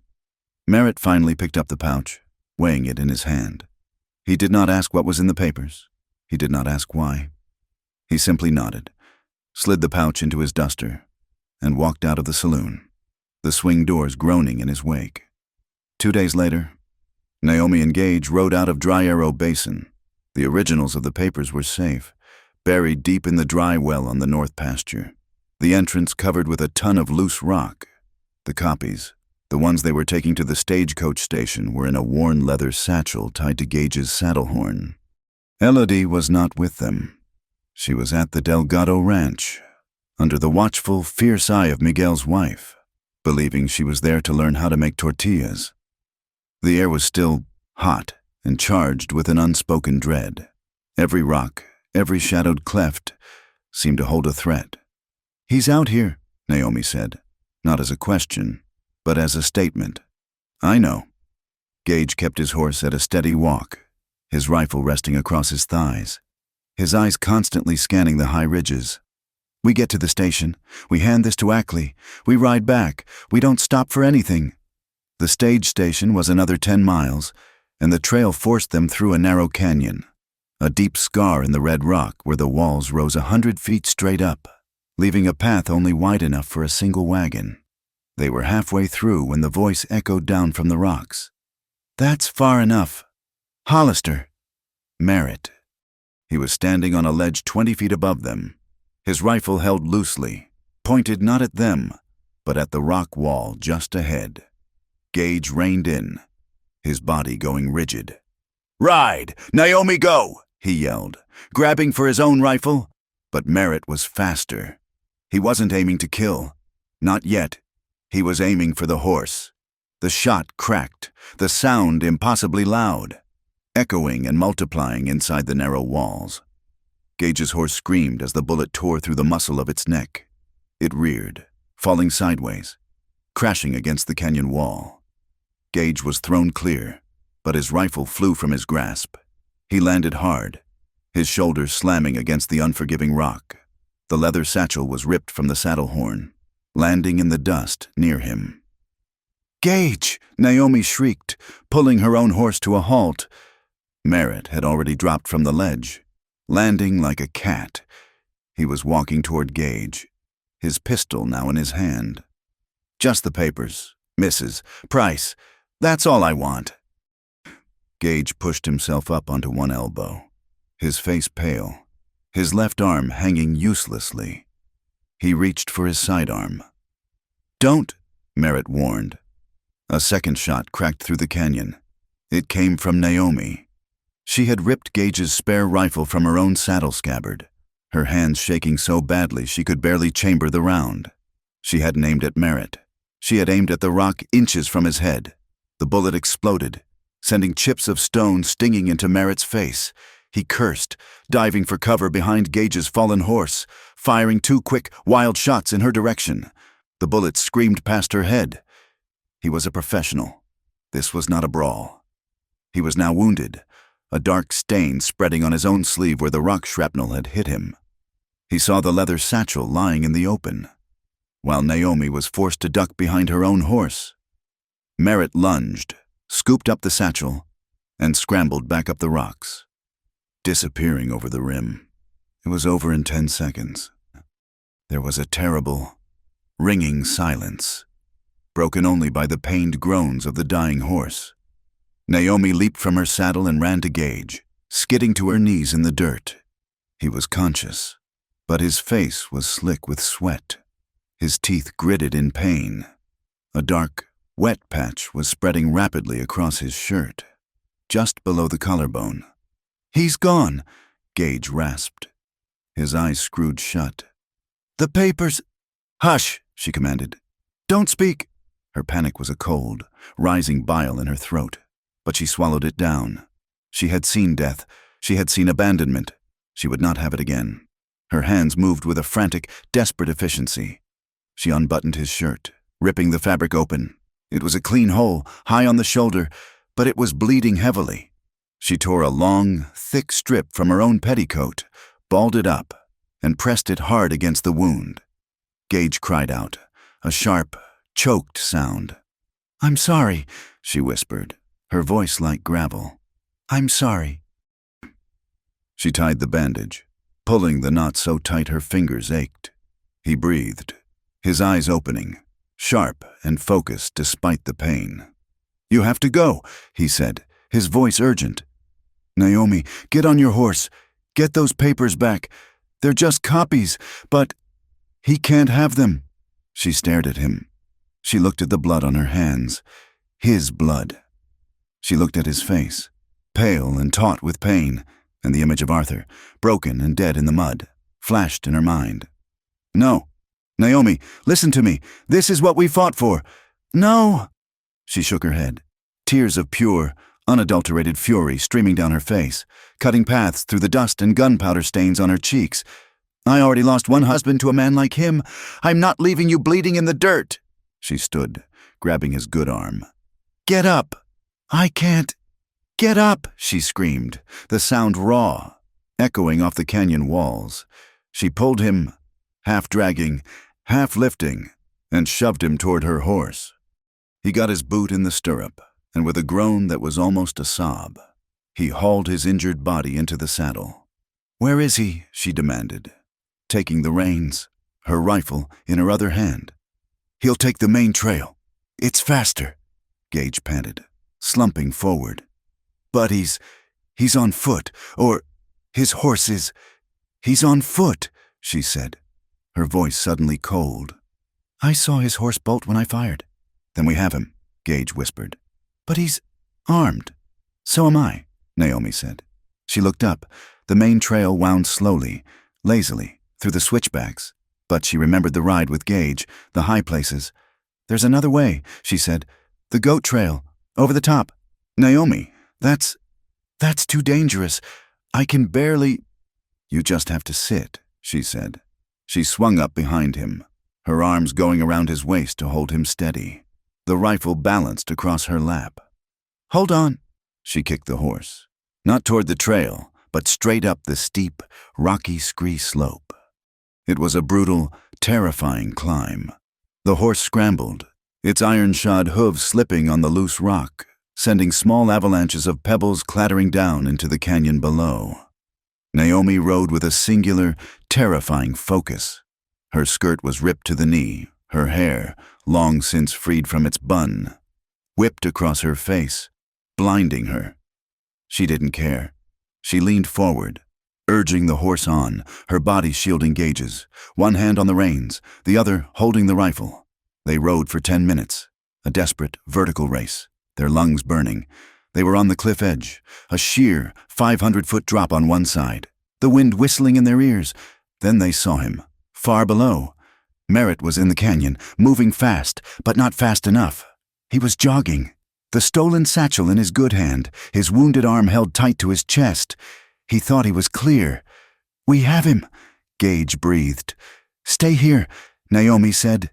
She slid from the horse, taking the rifle. She scrambled to the edge of the cliff, the rock rough under her palms.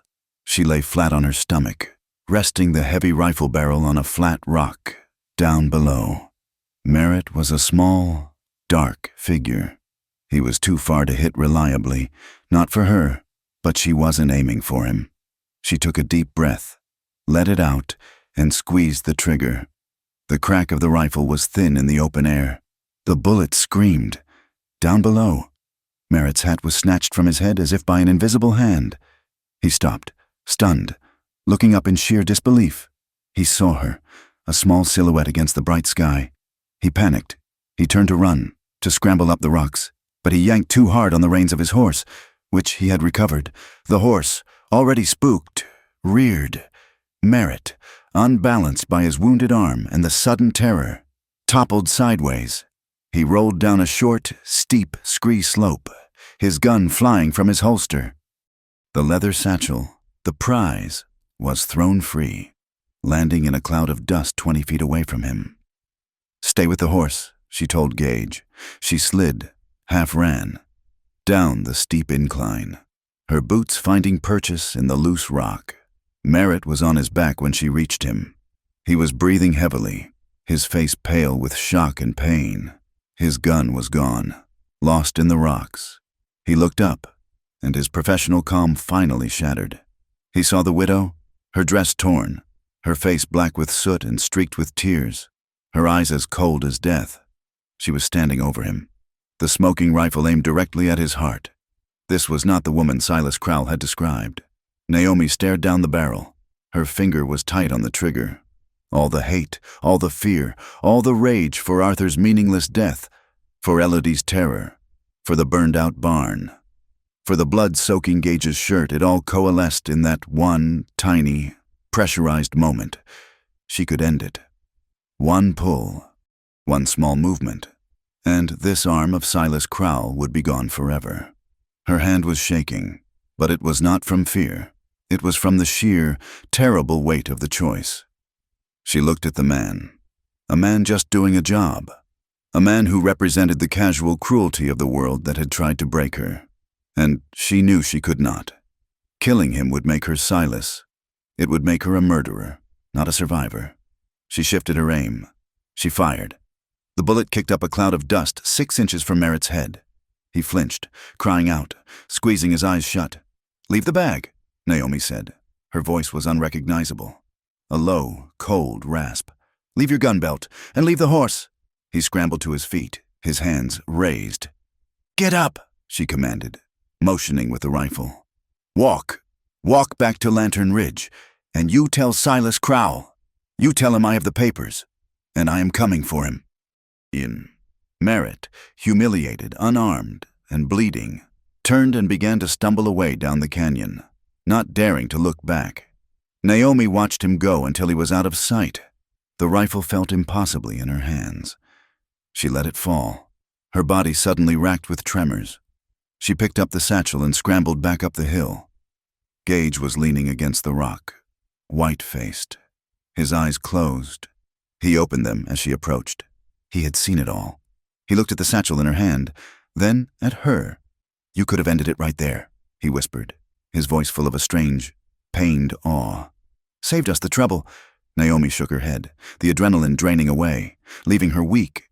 "No," she said, her voice thick. "I just changed which end it'll take." She rushed to him as he started to slump sideways. He grabbed her with his good arm, pulling her close, his face burying in her hair. It was not a gentle embrace. It was a fierce, desperate, violent collision. His body was shaking with pain, hers with shock. They clung to each other on that high, windy ridge, surrounded by the smell of gunpowder and blood. No longer a rancher and a widow, but two survivors bound by a vow spoken in violence. Hours later, Merritt stumbled into the Lantern Ridge Saloon, bootless, disarmed, his arm in a crude sling, his face a mask of dried blood and dust. Silas Crowell was at his table, waiting. He looked up, his eyes narrowing.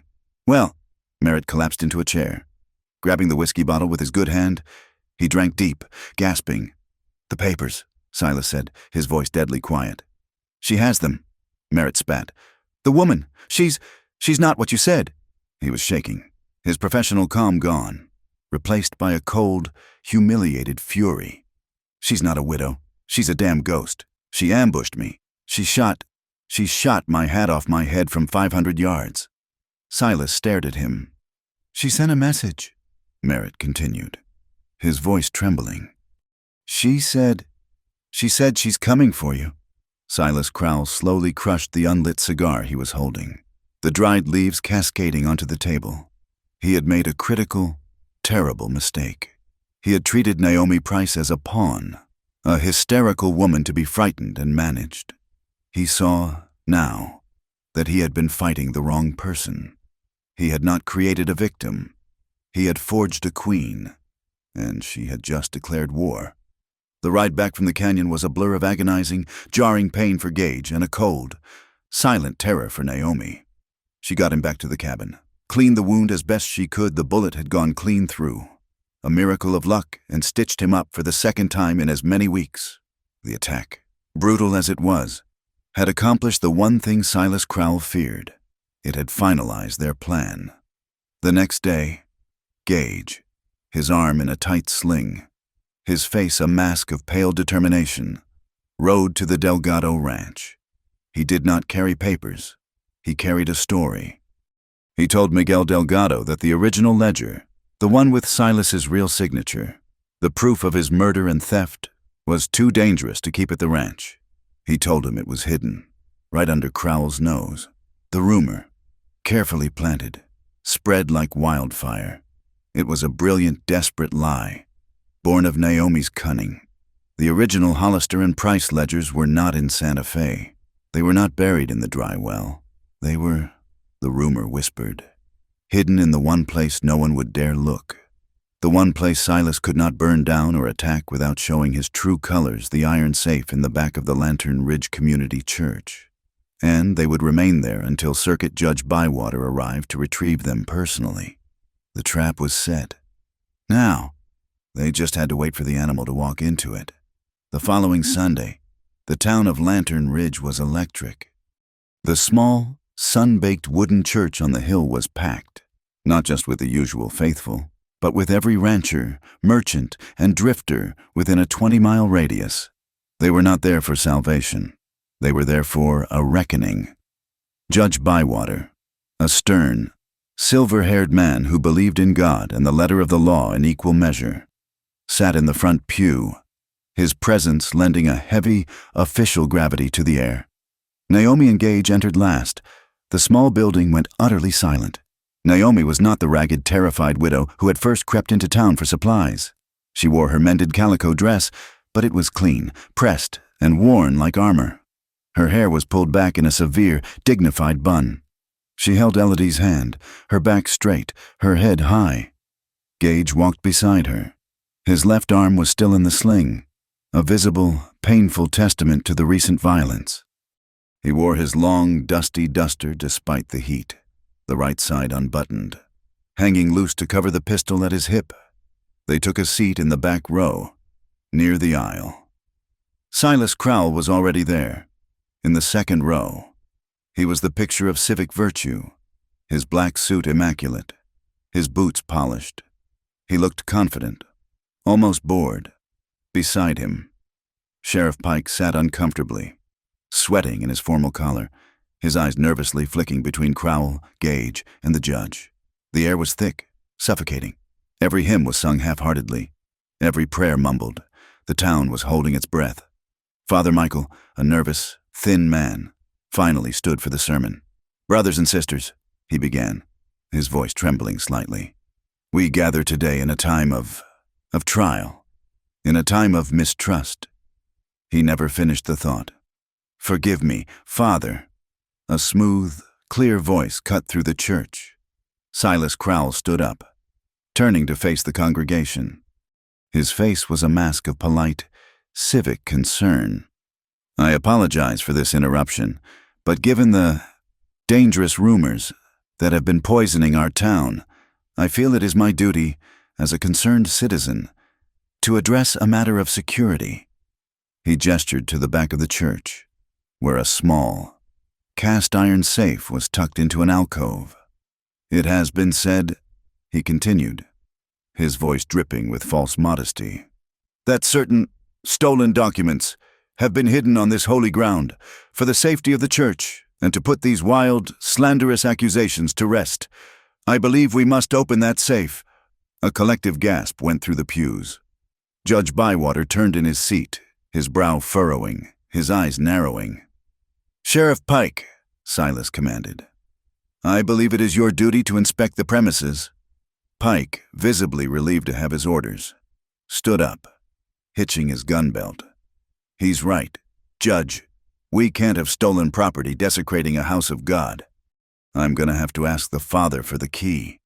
Father Michael looked horrified. "Sir, this is highly irregular." The congregation began to murmur. This was it. Crowell was using the law he owned to seize the evidence he feared.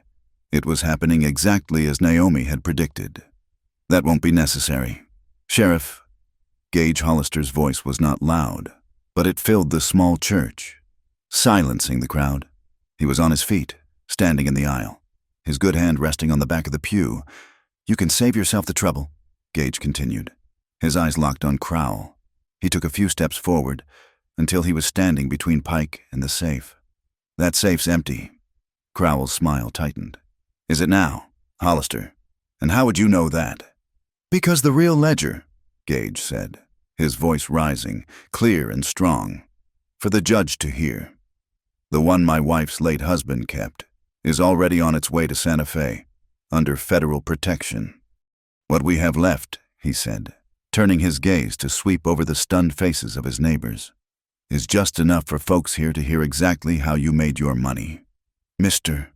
Crowell." He nodded to Naomi. It was her signal. She stood, let go of Elodie's hand, and walked, her steps measured and fearless, to the front of the church. She did not stand at the pulpit. She stood on the floor, on the same level as her neighbors, her eyes fixed on Judge Bywater. "My name is Naomi Price," she began, her voice shaking but clear. "My late husband was Arthur Price. He was Silas Crowell's partner." "This is slander," Crowell snapped, rising from his pew. "Judge, this woman is hysterical. She will be heard." "Mr. Crowell," Judge Bywater said, his voice a quiet, cold command. "Sit down." Crowell sat, his face a thundercloud. Naomi took a breath. "My husband was a weak man, but he was not a dishonest one. When he discovered Mr. Crowell was using his business to launder stolen money, to bribe officials, and to forge land grant deeds, he confronted him." She turned, her gaze falling on Gage, a silent acknowledgement, before turning back to the judge. "For that, Mr. Crowell had him murdered. He staged a cattle stampede and paid witnesses to say it was an accident. Then her voice dropped, thick with a remembered, toxic shame. He threatened me. He threatened to take my child, using Sheriff Pike here as his legal weapon. If I ever spoke a word of what I knew? Lies, Pike shouted, his face purple. She's a loose woman living in sin with him. Before Gage could move, a new voice spoke. She's not lying. Miguel Delgado stood up from his pew. I've ranched this basin for 30 years, and for 3 years, I've paid Silas Crowell for water rights on a creek that the territory deeded to me. He's been stealing from me, and when I questioned him, Sheriff Pike threatened to arrest my son for trespassing. He did the same to me, another voice cried out. Mister. McCrae stood, his face red with anger. False feed charges, he's been bleeding us dry for years. He burned my barn, a woman's voice, sharp and clear. Ona, the Cheyenne widow, was on her feet, her dark eyes blazing. He burned my barn and damned my spring because I would not sell him my land. One by one, like a slow, rising tide. The ranchers and farmers of Lantern Ridge stood up. Each had a story. Stolen cattle, falsified deeds, intimidation, extortion. The entire church, every person, was now standing. Their faces turned not to Naomi, but to the man in the second row. The community, which had shunned and judged her, had finally, publicly, turned on its tyrant. Silas Crowell was trapped. His face was no longer composed. It was a mottled, ugly red. His eyes darted from the judge to the angry faces surrounding him, to Naomi. She was the one, the small, broken woman he had planned to discard. She had done this. He saw her, standing there, her face not triumphant, just calm, and something inside him snapped. The veneer of civilization, the tailored suit, the polite voice, it all burned away, leaving the raw, cornered animal beneath, with a speed that belied his refined appearance. Silas drew his pistol. In the same motion, he grabbed Sheriff Pike by his vest, yanking him backward as a shield. The law here, Silas shrieked, his voice a broken, ugly thing. Is what I say it is, women screamed. The congregation scrambled, ducking behind pews. Silas leveled the pistol, his hands shaking with rage. He was not aiming at the judge. He was not aiming at the men who had accused him. He was aiming straight at Naomi. You, he hissed. No! Gage moved, launching himself from the aisle, his injured arm useless, his body a shield. He put himself directly in the line of fire, his good hand raised, his own pistol finally clear of his duster. The air froze. The church was silent, a tableau of terror. Silas's finger tightened on the trigger. A single shot exploded, the sound a physical blow in the small, enclosed space. Naomi screamed, squeezing her eyes shut. She waited for the impact, for the sound of Gage's body hitting the floor. It never came. She opened her eyes. Gage was still standing, his gun raised but unfired. Silas Crowell was staring at his pistol in disbelief. At the last possible second, Sheriff Pike, in a single, desperate act of self-preservation, or perhaps a final, buried fragment of shame, had thrown himself sideways, smashing his elbow into Crowell's arm. The bullet, meant for Naomi's heart, had torn a new, dark hole in the wooden cross above the altar. Seize them! Judge Bywater roared, his voice cutting through the ringing in their ears. Seize them both! But the townspeople were already moving. Miguel Delgado and Mr. McCrae, their faces hard with righteous fury, grabbed Crowell, wrestling the gun from his grasp. The man who had ruled them by fear for a decade was now powerless, his arms pinned by the very men he had defrauded. Still Gage, breathing hard, his face ashen, slowly lowered his pistol, humiliated, disarmed, and surrounded. Silas shoved the men away, his suit torn, his dignity stripped. He made a desperate bolt for the open church door, for the horse he had left tied outside. He burst into the sunlight, scrambling for the reins. But the horse, spooked by the gunshot and the shouting, reared in terror. It pulled back, snapping the reins, and bolted down the street. Silas, entangled in the leather, his boot caught for a fatal second, was dragged from his feet. He stumbled, then fell, tumbling hard down the rocky, unforgiving steps of the church. He landed in the red dust of the main street with a sickening, final crunch of bone and gravel. He did not get up. A crowd gathered. He was not dead, but his leg was bent at an impossible, grotesque angle, and his face was a mask of blood and dirt. He was groaning, his reign ending not with a bang, but with a pathetic, dusty whimper. Judge Bywater stepped out onto the porch, his face like thunder. "Sheriff Pike," he commanded, "you are stripped of your badge. Mr. Delgado, Mr. Hollister, you will bind that man.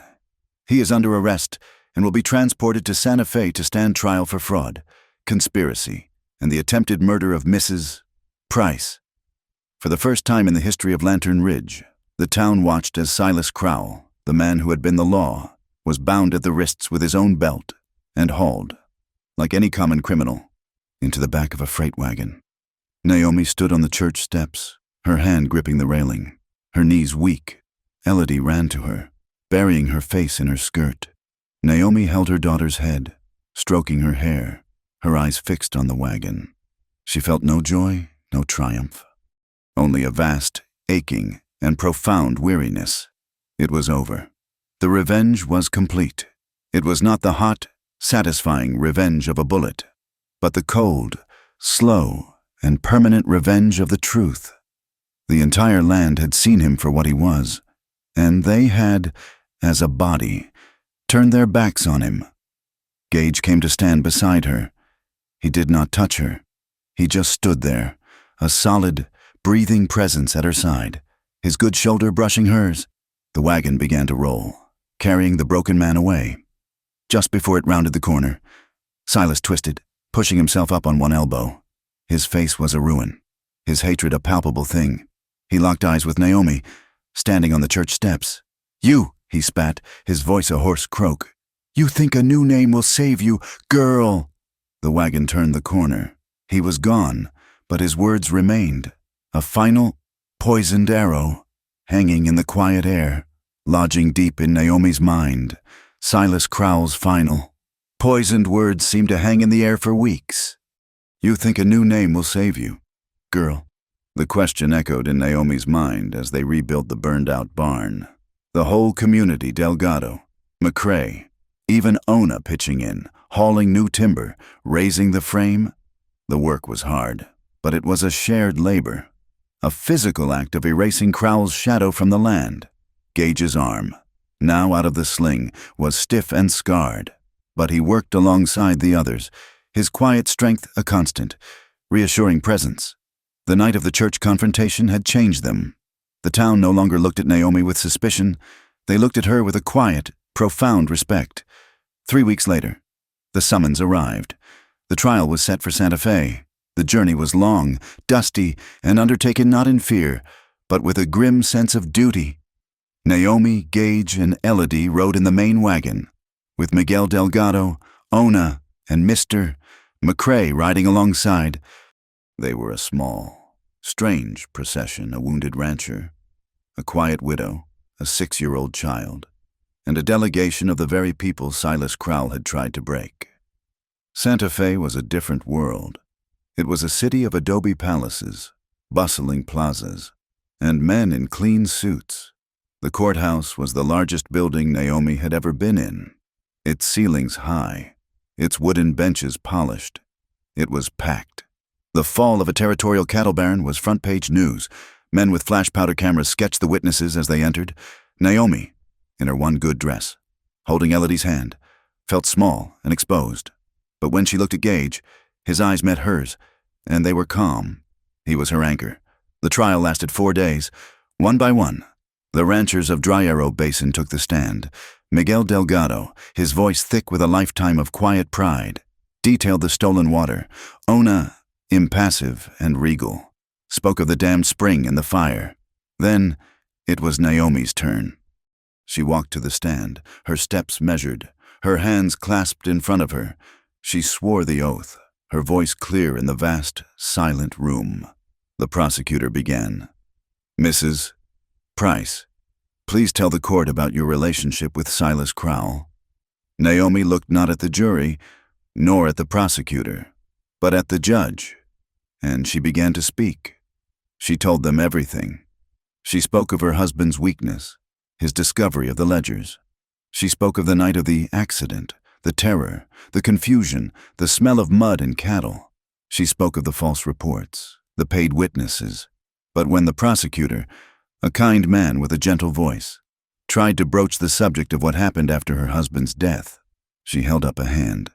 "Sir," she said, her voice quiet but carrying to every corner, "what Silas Crowell threatened to do to me, to my person, is not the heart of the matter." The courtroom held its breath. "He threatened me, yes, he tried to own me, as he tried to own everyone." She looked at the jury. "But what he did was break this territory. He used his wealth and his power not to build, but to destroy. He destroyed my husband. He nearly destroyed Mr. Hollister." Her gaze found Gage in the gallery. He sat unmoving, his eyes locked on hers, a silent, steady beam of support. "He tried to destroy Mr. Delgado's family and Mrs. Ona's. He turned neighbors against each other. He corrupted the law, and he paid for murder with the money he stole from the very people in this room." She spoke for nearly 2 hours. She did not cry. She did not raise her voice. She simply laid out the truth, piece by poisoned piece, using the ledgers as her map. When she was finished, the silence in the courtroom was absolute. Silas Crowell, his leg in a plaster cast, his face a ruin of arrogance and pain, did not even testify. His lawyers, outgunned by the truth, offered a weak defense. It took the jury 20 minutes. The foreman stood. "On the charge of conspiracy to commit murder, we find the defendant, Silas Crowell, guilty. On all 34 counts of fraud, guilty. On the charge of corruption of a public official, guilty." The room exploded. Men and women cheered. They wept. They embraced. Miguel Delgado clapped Gage on his good shoulder. Naomi simply sat down in her chair, the strength draining from her, and put her head in her hands, her shoulders shaking with the first sobs of pure, unadulterated relief. Revenge was done, not with a bullet, but with a gavel. The sentence was swift. Silas Crowell was sentenced to 30 years in the territorial prison. His empire was dissolved. All lands acquired through fraud were seized. The Delgado and McCrae ranches were to be paid full restitution. Ona's homestead was granted permanent, protected water rights from the spring, and Naomi, as the widow of Arthur Price, was granted a small, but not insignificant, compensation from the sale of Crowell's assets. More than that, the judge ruled that the water rights on her late husband's small, failed plot of land, the one adjoining Dry Arrow Basin, were hers, free and clear. That night, they stayed in a boarding house in Santa Fe. The ranchers had celebrated at the saloon, but Gage and Naomi returned to their rooms early. Elodie was asleep in a small cot in the corner, her first night in a real bed in months. The window was open, letting in the cool night air and the unfamiliar sounds of the city. Gage stood by that window, his back to Naomi, looking out at the gas lights. "You did it, Naomi," he said quietly. "No," she said, coming to stand near the table. "We did it." He turned to face her. His face was serious, and his eyes were full of a deep, profound sadness that made her heart ache. "You're free, Naomi," he said, his voice flat. "The compensation, it's enough. It's more than enough. You can buy a small house here, a civilized place. You can send Elodie to a real school, with glass windows and proper books. You don't have to go back. You don't have to live with dust and fire and guns." He was letting her go. After everything, he was giving her the choice he had promised her, even if it broke his own heart. Naomi stared at him. She saw the man who had given her bread, the man who had taken the porch floor, the man who had bled for her, the man who had held her through the storm. She slowly walked to the small table. The compensation papers and the small bag of banknotes were there. She picked them up. Gage watched her, his face a mask, bracing himself for the words that would send her out of his life. She walked over to him, so close she could feel the heat from his body, and pressed the papers and the money into his good hand. "What's this?" he asked, his voice thick. "It won't feel like freedom," she whispered, her eyes searching his. "If it doesn't have your name on it, too." He looked at her, confused, not daring to hope. "Naomi, I told you, you don't owe me." "I know," she said, cutting him off, her voice gaining strength. She was done with fear. She was done with running. "I'm not talking about debt, Gage. I'm talking about a home. I'm talking about a partner. Everything I want to build. Every morning I want to wake up. Every school I want for Elodie. It's not here. It's not in this city. It's at Dry Arrow. With you." Gage stared at her, the comprehension dawning on his face. The deep sadness in his eyes was replaced by a slow dawning, brilliant light, a smile so wide and full of relief it transformed his scarred features. He looked stunned, as if she had just handed him the world. He let the papers fall to the floor. He fumbled, awkward, a man who knew horses and rifles, but not this. He took her hands. Then, as if realizing that wasn't enough, he shocked her. He dropped down onto one knee.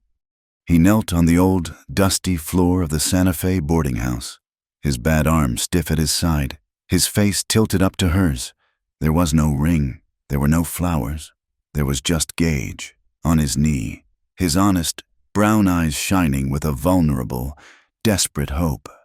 "Naomi Price," he said, his voice rough. "We've been fighting like man and wife. We've been praying like man and wife. We've built a barn like man and wife." A small laugh escaped her, a sound like a sob. "Will you—" He swallowed, his courage momentarily failing, then returning. "Will you let me make it official?" Naomi trembled. She looked at this man, kneeling before her.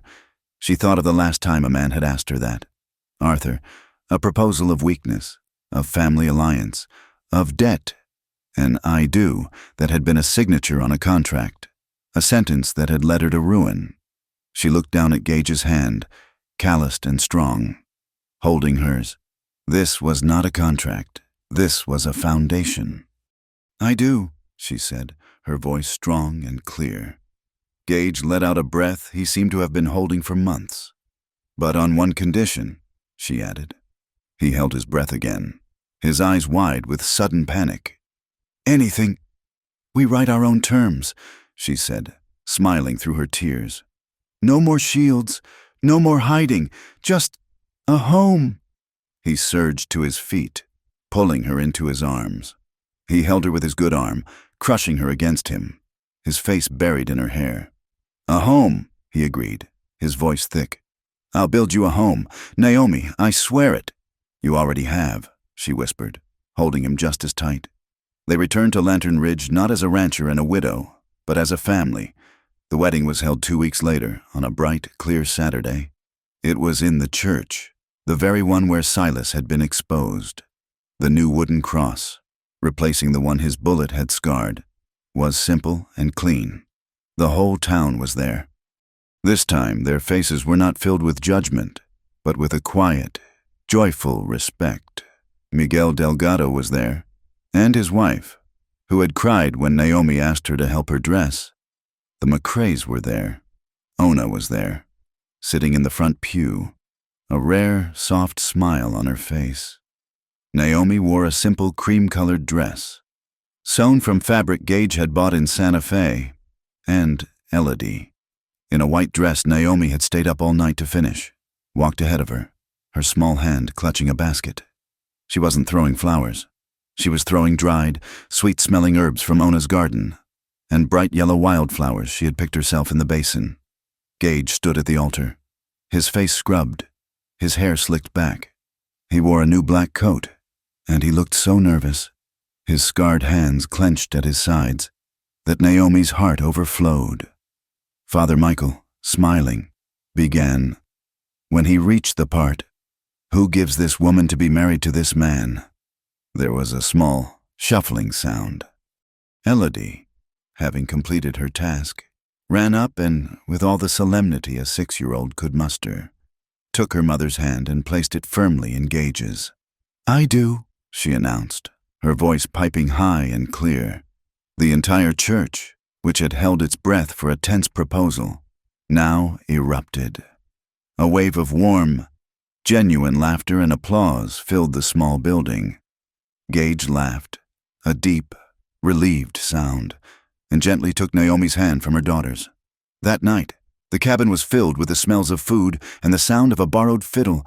The celebration was small, loud, and full of life. When the last guest had ridden away, when the cabin was finally quiet and Elodie was asleep, Naomi stepped out onto the porch. The new barn was a dark, solid shape under the moon. She looked down at her hand, at the simple, plain gold band Gage had bought for her. She looked up at the vast, starry sky, a sky that was no longer a threat, but a ceiling. She whispered to the darkness, her new name feeling strange and wonderful on her tongue. "Tomorrow, I'll carry a new name."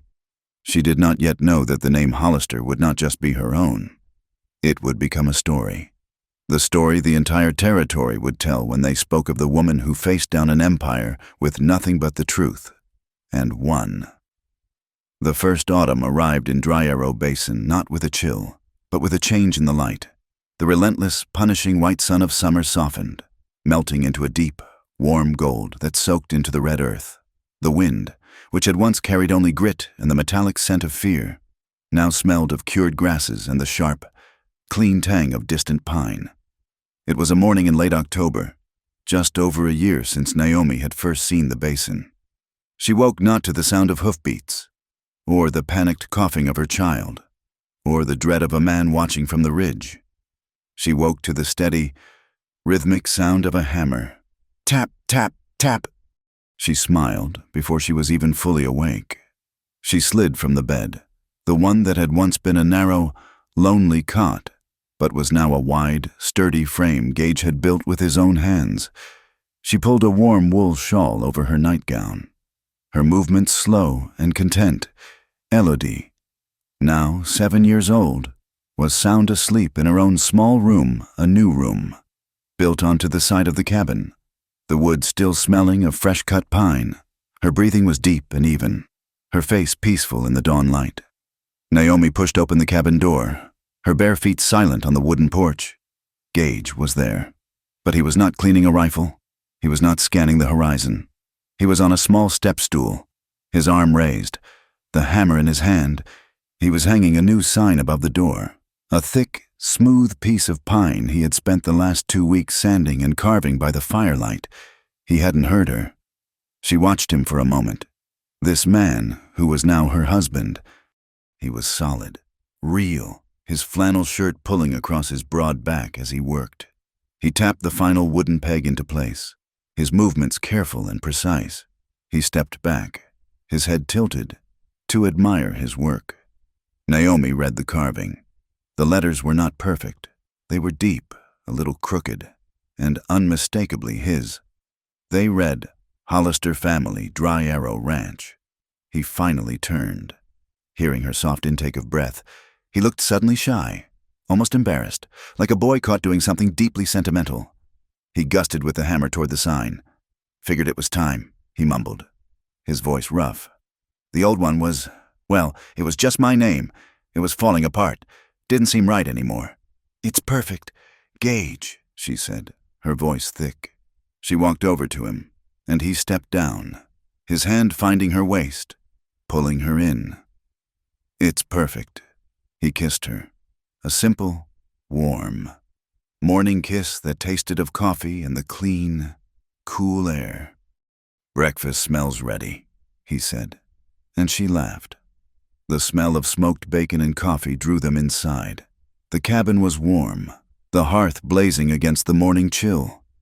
The room, which had once been a sparse, lonely box, was now full. Elodie's drawings were tacked to the wall. A colorful, woven rug, a wedding gift from Mrs. Delgado, covered the floor. The table, the one he had mended that first night, was no longer a place of desperate strategy. It was covered with food, a heavy iron pot of beans and bacon, a plate of golden cornbread, and, in the center, a rare and beautiful luxury, a round, pale loaf of white bread, purchased from the new bakery that had opened in Lantern Ridge. It was in the building that had once been Silas Crowell's land office. Elodie, her face still flushed with sleep, ran from her room. She was no longer the gaunt, silent child from the broken wagon. She was sturdy, her legs strong, her eyes bright and quick. She ran straight to Gage, who scooped her up, his bad arm, now fully healed, easily taking her weight. "Papa, is it the good bread?" Elodie asked, pointing. "It's the good bread," Gage confirmed. Setting her down, Naomi sat at the table, and Gage took the seat beside her. He automatically reached for the heavy coffee pot, pouring her a cup before his own. A simple, domestic act that still, after all these months, made her heart feel full. Her gaze fell on the white loaf. She reached out, her fingers touching the soft, floury crust, and she was suddenly, vividly, back in the desert. She was not in the warm cabin. She was in the dust, her dress in rags, her stomach a hollow, agonizing void. She remembered the grinding, hopeless pain of that 5-day hunger. She remembered the loaf Gage had given her then. It had been dark, heavy, and as hard as a rock. It had been the most beautiful thing she had ever seen. She looked at that old, hard bread in her memory, and then at the soft, warm, white loaf on her table. She looked up at Gage. He was watching her, his expression soft, his eyes asking what she was thinking.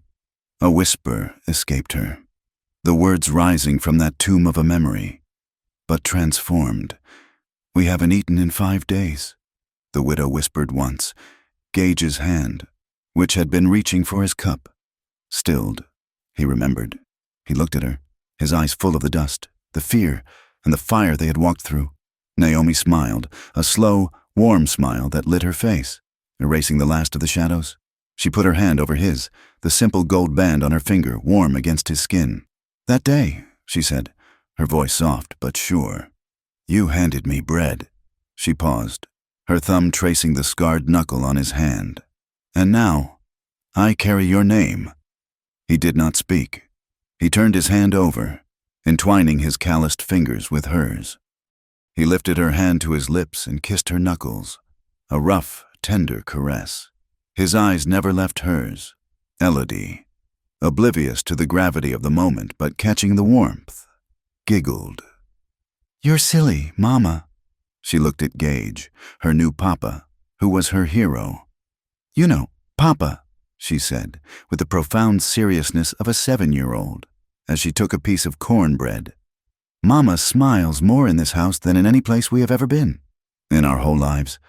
Gage and Naomi both laughed, a shared, easy sound. He reached out with his free hand, and she leaned in, meeting him halfway. They touched foreheads, a brief, tender contact that spoke of storms weathered and a harbor found. The change wasn't just in the cabin. It was in the whole territory, with Crowell's empire dismantled and the man himself serving the 3rd year of his 30-year sentence. The land had begun to heal. The water in the basin flowed freely, shared between the ranches. The ranchers of Dry Arrow got a fair price for their cattle, a price set by the market, not by a tyrant. People in Lantern Ridge, which was slowly growing again, still told the story of the Sunday showdown. They spoke of the quiet, pale widow and the scarred rancher who had faced down Silas Crowell with nothing but a handful of paper and the truth. The revenge they had sought hadn't left ashes, as so many did. It had cleared the ground for new growth. The old, suffocating fear was gone, replaced by the sound of hammers building new barns, of children laughing in the newly repaired street, of a community that had learned how to stand together. That night, long after Elodie was asleep, Gage and Naomi sat on the porch steps, sharing a blanket against the cool autumn air. The moon was high, illuminating the basin in a pale, peaceful light. He had his arm around her shoulders, and she leaned her head against his chest, her hands tucked in her lap. They did not need to talk. The silence between them was full, not empty. It was the silence of people who knew each other's thoughts without speaking. From inside the cabin, through the open window, they could hear a small, quiet sound. Elodie. She was not coughing. She was not whimpering in her sleep. She was reading.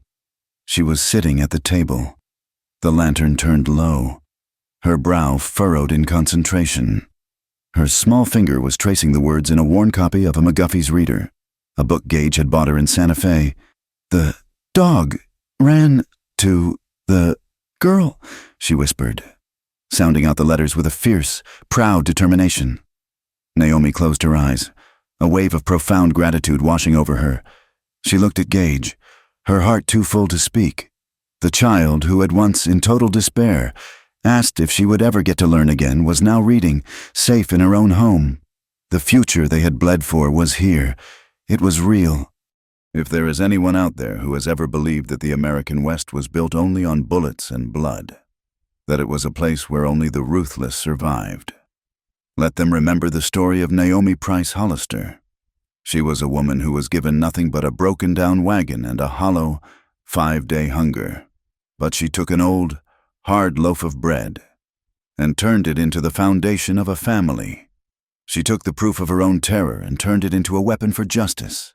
She faced down an empire, and in doing so, she taught an entire territory how to stand up again.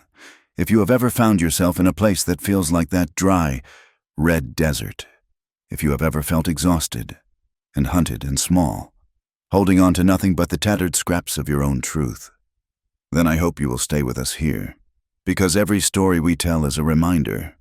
Sometimes, the miracle you need isn't a bolt of lightning from the sky.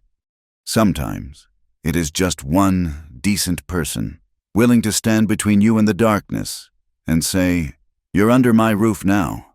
The final image of Dry Arrow Ranch is not of the broken axle, but of the sunset. The light hits the new sign, Hollister Family, casting a long, warm shadow across the red earth. Naomi stands on the porch, a loaf of fresh-baked bread in her arms, ready for the evening meal.